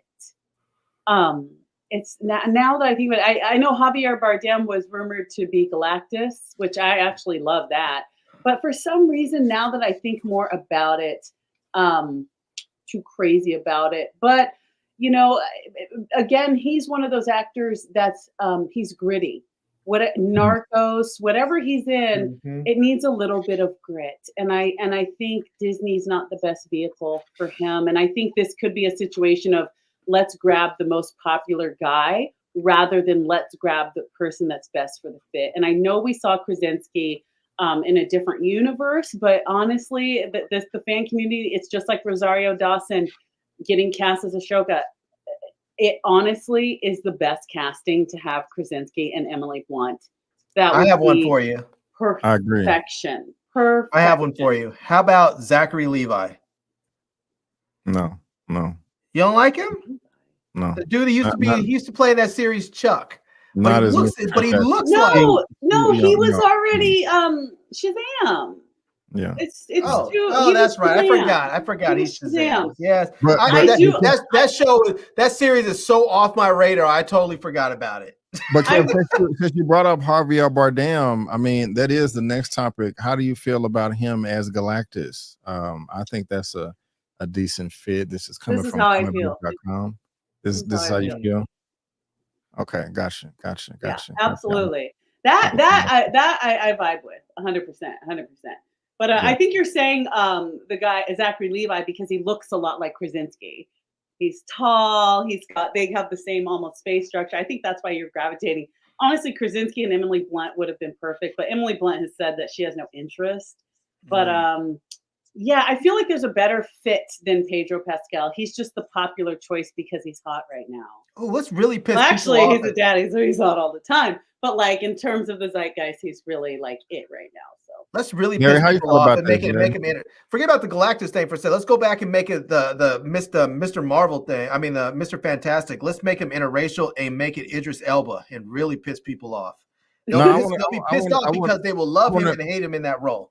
I want to hear how you feel about Javier Bardem as Galactus, though. Yeah. What's not to like about him? I mean, for real, what's not to like about him? I mean, there are some things that are just sort of no-brainers. I mean, this dude is what's not to like. So, do you feel better? Do you feel better about Javier Bardem as Galactus than you do for Pedro Pascal as Reed Richards? Yeah, I'm not really feeling him as Reed Richards all that much. Not that I couldn't see him in there. I mean, I'm sure he would do a fine job, but yeah, I think I'd rather see somebody else as Reed Richards. And do you feel, Kim? Do you feel better about Javier Bardem as Galactus than Pedro Pascal as Reed Richards? Like, ink that to the paper right now. Just sign that deal. Sign it. He's just such a commanding presence. I don't care how thick his accent is. It's perfection. The tone of his voice, his cadence. I think he is. I think he's a perfect casting for Galactus. My thing is like, okay, Fantastic Four is coming. We know they're working on it, but Galactus is huge, and we're getting speculation on this now before Doctor Doom is cast. That worries me. Like, do we really need to see Galactus in the first Fantastic Four movie? That just seems like overkill to me. Like, let's save him for Fantastic Four Part 3 or something. I mean, does that make sense or does it not make sense? It makes sense, but I think I really, as long as they've taken to put this together and how they've been able to really see and analyze what has worked and has not worked, I hope they will not ignore what has and has not worked like they have with the Disney shows, but instead I feel like they're really going to make the right decisions for a Fantastic Four. Why don't we make Fantastic Four like a same-sex marriage and cast someone like Blake Lively or something? Oh, she'd be a great Sue Storm. I really like her. There you go. Nina Gold, if you're out there watching. Anyway. Guys, we have two topics left. Two topics left for Super Duper number 27. Oh man, so much changes, so much is going on. But before we get out of here with those last two, y'all let us know what y'all think about Pedro Pascal as Reed Richards and also Javier Bardem as Galactus. We're dying to know, and there's links to that in the description box below. But we're moving on to Avengers Kang Dynasty right now, and your boy Daniel Cretton was attached to direct. He was attached to be directing the Wonder Man Disney Plus series, Shang-Chi 2, and also Avengers 5 Kang Dynasty. But coming from Deadline, Destin Daniel Cretton departs as director on Avengers. The Kang Dynasty remains aboard for Wonder Woman and Shang-Chi 2. More on the MCU. Deadline has the exclusive. The filmmaker has decided to step away from Marvel Studios' Avengers Kang Dynasty to focus on other Marvel projects. This is an amicable exit, I understand, as Cretton remains fully in the Marvel family. In fact, Cretton is in talks with Marvel Studios about directing future movies. Note the Kang Dynasty is far on the theatrical release, dated to kick off in May of 2026, and Secret Wars May of 2027. Cretton is busy, like I said, with Wonder Man and Shang-Chi 2. And there's been so much speculation going on online, guys, like, oh my gosh, is this the fall of Marvel? All the script sucks because people are leaving. Does this mean that they are abandoning the Kang storyline? Are we going to get Doctor Doom in Avengers 5? I think all that is a bunch of rubbish. This is perfectly fine. I am 100% okay with this, and I don't feel like nothing. I don't feel like the roof is on fire. I don't feel like the sky is falling. I was disappointed when I heard that Destin Daniel Cretton was going to be directing Avengers 5 because I just don't think he has the experience. I'm perfectly fine with him doing Shang-Chi 2. I think he did a decent job with that. Stay right there and do your Wonder Man thing. But I don't think this is any room for panic at all. If it was up to me, since Daniel left Avengers 5 Kang Dynasty, I would like Jon Favreau to come through and direct Avengers 5 and also have the Russos come back and do Secret Wars. So this is good news to me. I'm happy about this. I'm not like, oh damn, Marvel. No, I am ecstatic. Larry, how you feeling about this? You don't seem as enthused as I am about this, sir. I think the whole Kang Dynasty, Kang anything needs to be put on hold until his whole situation is adjudicated. Okay. I'm just not willing to invest. If I was a studio head, I would not be willing to invest that level of money and time and resources only for it to blow up later. I just wouldn't do it. I would just tell him, bro, sorry, we have your back when it comes to, to maybe some future projects if this goes sideways. But I mean, if the time's concerned, I'd move on without him. And otherwise I would just wait. But I don't want to wait for one person. I would just move on without him. The good thing about that is the court date is in 10 days, the 29th. So we're going to find out. We'll see. But I mean, I agree with you 100%. If I was Marvel, I wouldn't be making any announcements or, major plans. They've pretty much kept their mouth shut, which is good because nothing has been proven yet. But I mean, are you disappointed or do you not care or happy that he walked away? Is this a good or bad sign? Like, does that mean anything to you at all? It means nothing. I mean, it sounds to me like it's not like he's walking away from the MCU. He's just focusing on other projects. Okay. Kim, how you feeling about this? Honestly, I think it's a really smart move. I think a lot of times when people walk away from things, I really respect people that know their own mind. And I think to walk away from something, it means you really thought about it. And the MCU can be cumbersome to a director. You know, how important it is, the fan base of Disney. There's a lot on the line. He's already doing Wonder Man, which is totally new. He already did Shang-Chi, which we hadn't seen in film just yet. And I think it's a sign that he maybe knows him. I'm just speculating, but to me, it just speaks wisdom. I don't know. I saw this and I kind of shook my head like, good move, because it can be overwhelming doing a bunch of Marvel projects at once. And I think in terms of tone, one of the things that's made the Marvel films beautiful and work so well are the pool of directors that they've had. Of course, you've had Kenneth Branagh that did more than one. You've had Jon Favreau, but I think he knows his tone and he can maybe see the direction of Avengers 5 and the creative direction they're going. And I think it's healthy to say, you know what, that's actually not my vibe. And the smartest, wisest thing is to walk away and go, you know, I already have 2 projects with you guys. I feel good about what I'm doing.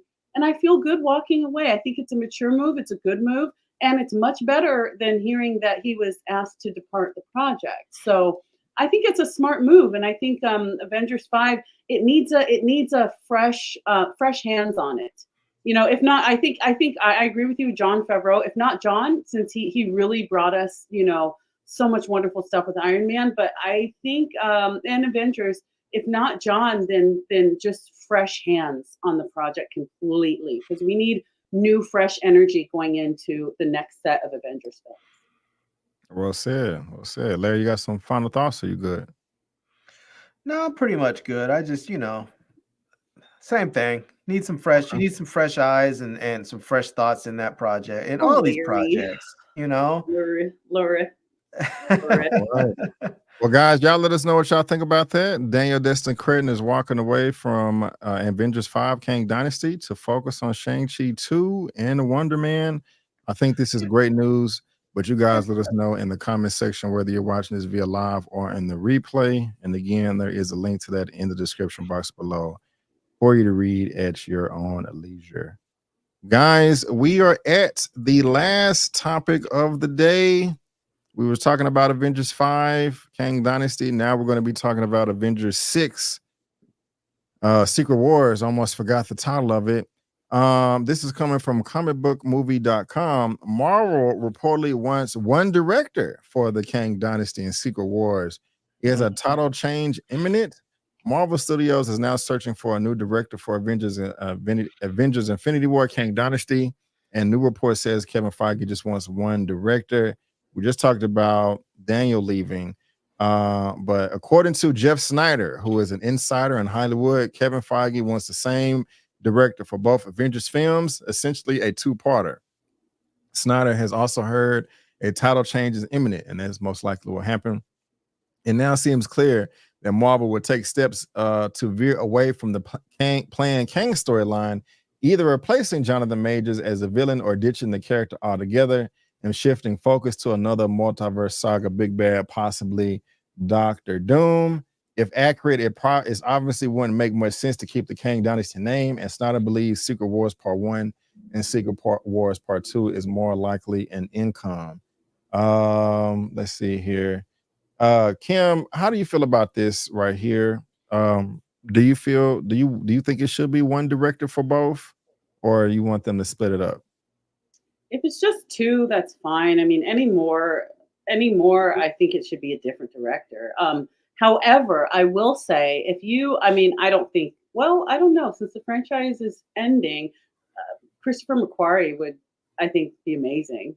Kari Joji Fukunaga, I think, would be really good. I think someone that brings some real serious edge to action, someone that can really bring kind of the almost political thriller type feel that we got from Captain America 2. I think someone that's really good at bringing new energy is Christopher McQuarrie.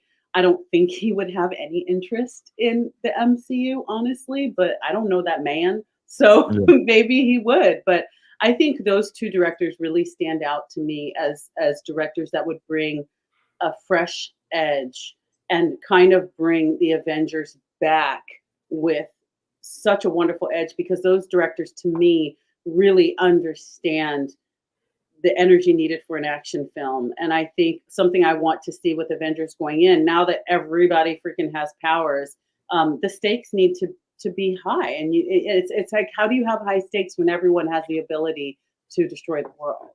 And I think we need a seasoned director that understands the genre completely. So for me, it's I would love if I could, if it was a fantasy league, I would throw a Fukunaga and Macquarie into the hat. Okay. Larry, where you at on this? One director for both films. Yes, I think that, and not only that, I think they should make them both at the same time. I've advocated this for before. I think they should, if it's 2 or 3 movies, they should make them all at once and split them up. I think part of it is because you have a lot of, the potential for all the kinds of different scheduling conflicts, which pushes stuff back. Also, people are not going to get any younger.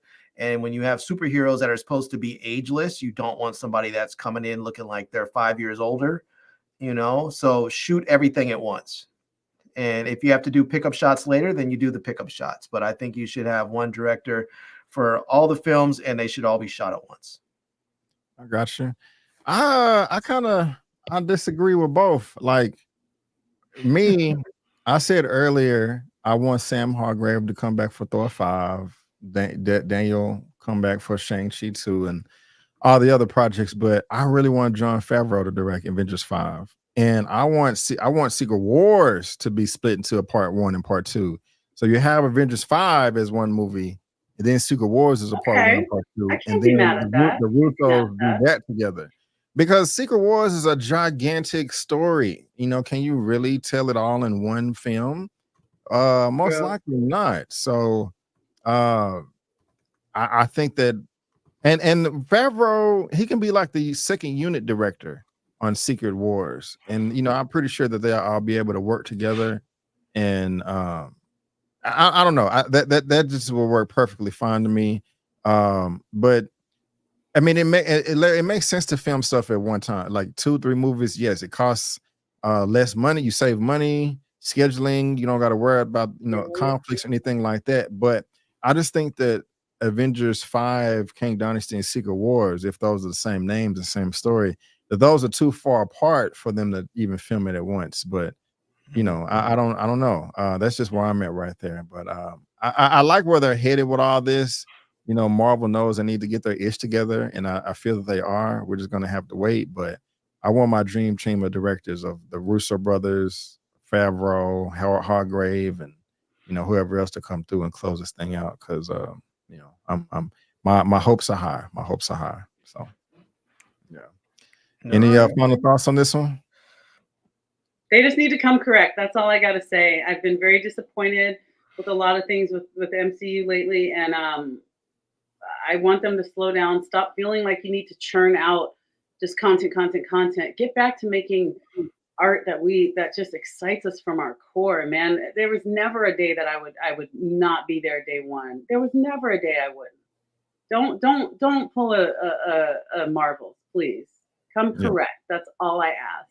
You can pump out content. Just put it on Disney Plus. Just put out do series and put them on Disney Plus. You can do that. Just save the good stuff, the best stuff for the movies and the theaters, if that's what you want to do. But otherwise, just if you have stories to tell, characters introduced, put them on Disney Plus. Let people get to know them. Get ready. Drag Queen Christmas. Well, guys, y'all let us know what y'all think about that. Whether you want one director, 6 directors, or 2. Let us know in the chat, in the comment section, whether you're watching this via live on the replay. But Kevin Feige wants just one director for Avengers 5 and Avengers 6. But we're going to have to see. That's a long way coming. And so, again, let us know in that comment section because we are dying to know. But, guys, that is going to wrap it up for the Movie News Roundup show and also Super Duper number 27, doing 2 shows at one time. I want to thank all of you so much for tuning in. We really do appreciate it. I don't think a lot of people understood what I was talking about because when I ended the first show, we lost about 40 people, but that's okay. They'll catch on. I'll do a better job next time of explaining everything. But I want to thank my lovely guests for coming through. Kimberly, this is the longest live I've ever had. You were talking about me. 3. Oh, You of said course. lovely, lovely guests. I thought you were talking about me. Man, I feel insulted now. No, I'm talking about both of you guys. But this is the longest live I've ever had. And Kim, I want to thank Kim. I'm trying to find your YouTube channel, but it's not. Let me pull it up. This sucks. What's good, Kimberly? On, I'm streaming on there too. I added this today on there too. There we go. That's what I can do. I did see it over here because they took usually what I do is I just had the channel tab up and I just click it, but they took the channel tab away. I forgot you could do that. I'm looking at the button right now. I forgot you could do that. I could be up there streaming to my channel right now. You said it every time. It's all good. Hey, he'd be like, I'm gonna do it next time. I'm gonna do it next time. No. Man. Kimberly, what do you have for all the good people to look forward to on your lovely channel or your outlets? What you got going on, man? You guys, I am working on a podcast and I need guests. My podcast is called The Film That Made You ... I want to talk to people who have made major life changes off of inspiration from a movie. You quit your job, you went back to school, you got married, you got divorced, you decided to have a baby, you decided to adopt a baby, all because you saw a film and it made you go, you know what? I need to do something. I need to make a change. Maybe you saw Forrest Gump and you saw him running across America and you took a hiatus from work and decided to run across America. It's called The Film That Made You ... And I am doing interviews now. I want to get at least a half a season film before I put it out there because I want to have continuous content for you guys. But I'm accepting submissions. If you guys know anyone, you're like, oh my gosh, my great uncle became a scientist because he saw this movie, or my mom has a farm because she saw this movie, or whatever it is, you started volunteering with foster youth, you started hanging out and volunteering with Holocaust survivors because you saw Schindler's List. Whatever it is, if you made a major life change from inspiration from a movie, I want to talk to you on my new podcast, The Film That Made You ... So inbox me, email me. You can catch me on IG, or you can email whatisgoodkimberlyproductions@gmail.com. Wonderful. And all of what our if it was stuff a is in the series? description box of this video. I would love to talk. If it's a series, if it's a show, you saw X-Files and now you investigate paranormal, let's go. Let's talk about it. Y'all subscribe to her channel, okay? She's simulcasting on her platform as well, as you can see right there. But Kimberly, thank you so much for spending over 3.5 hours with me. That is, man, that's wonderful. Y'all show this young sister some love. Larry Killmonger, thank you again, sir, for popping through. What do you have going on your lovely channel for all the good people to look forward to, sir? Oh man, just doing more tech stuff. I mean, mostly because YouTube is all about you got to be niche. I've been doing mostly camera stuff nowadays. So I have some new camera gear coming that I've been working on. I've a new little camera, this little DJI camera that's been a lot of fun. I've been working on. I have some filters for it that I'm about to review, a monitor I'm about to review, a new tripod. So all kinds of stuff. I've been doing some tutorials on how to do certain things with cameras. So if you're interested in sort of like the whole photo space, filmmaking space, I have some good stuff coming up to try and help you out. So it's going to be a lot of fun. So Alrighty.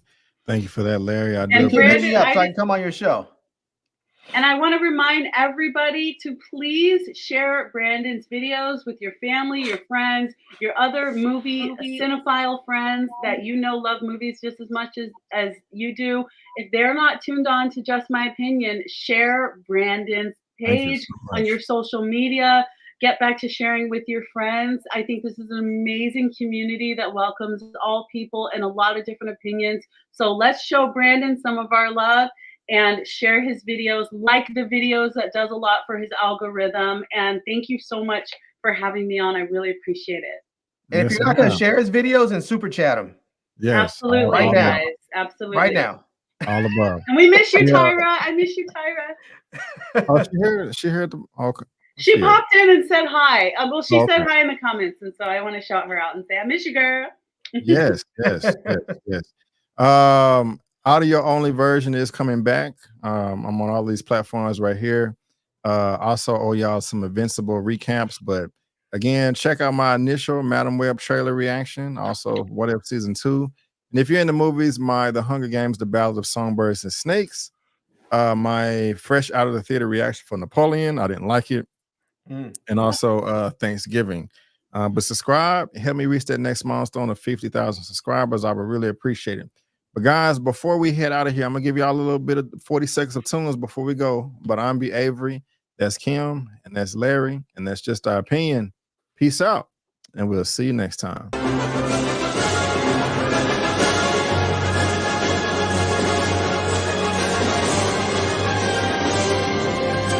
Canvas.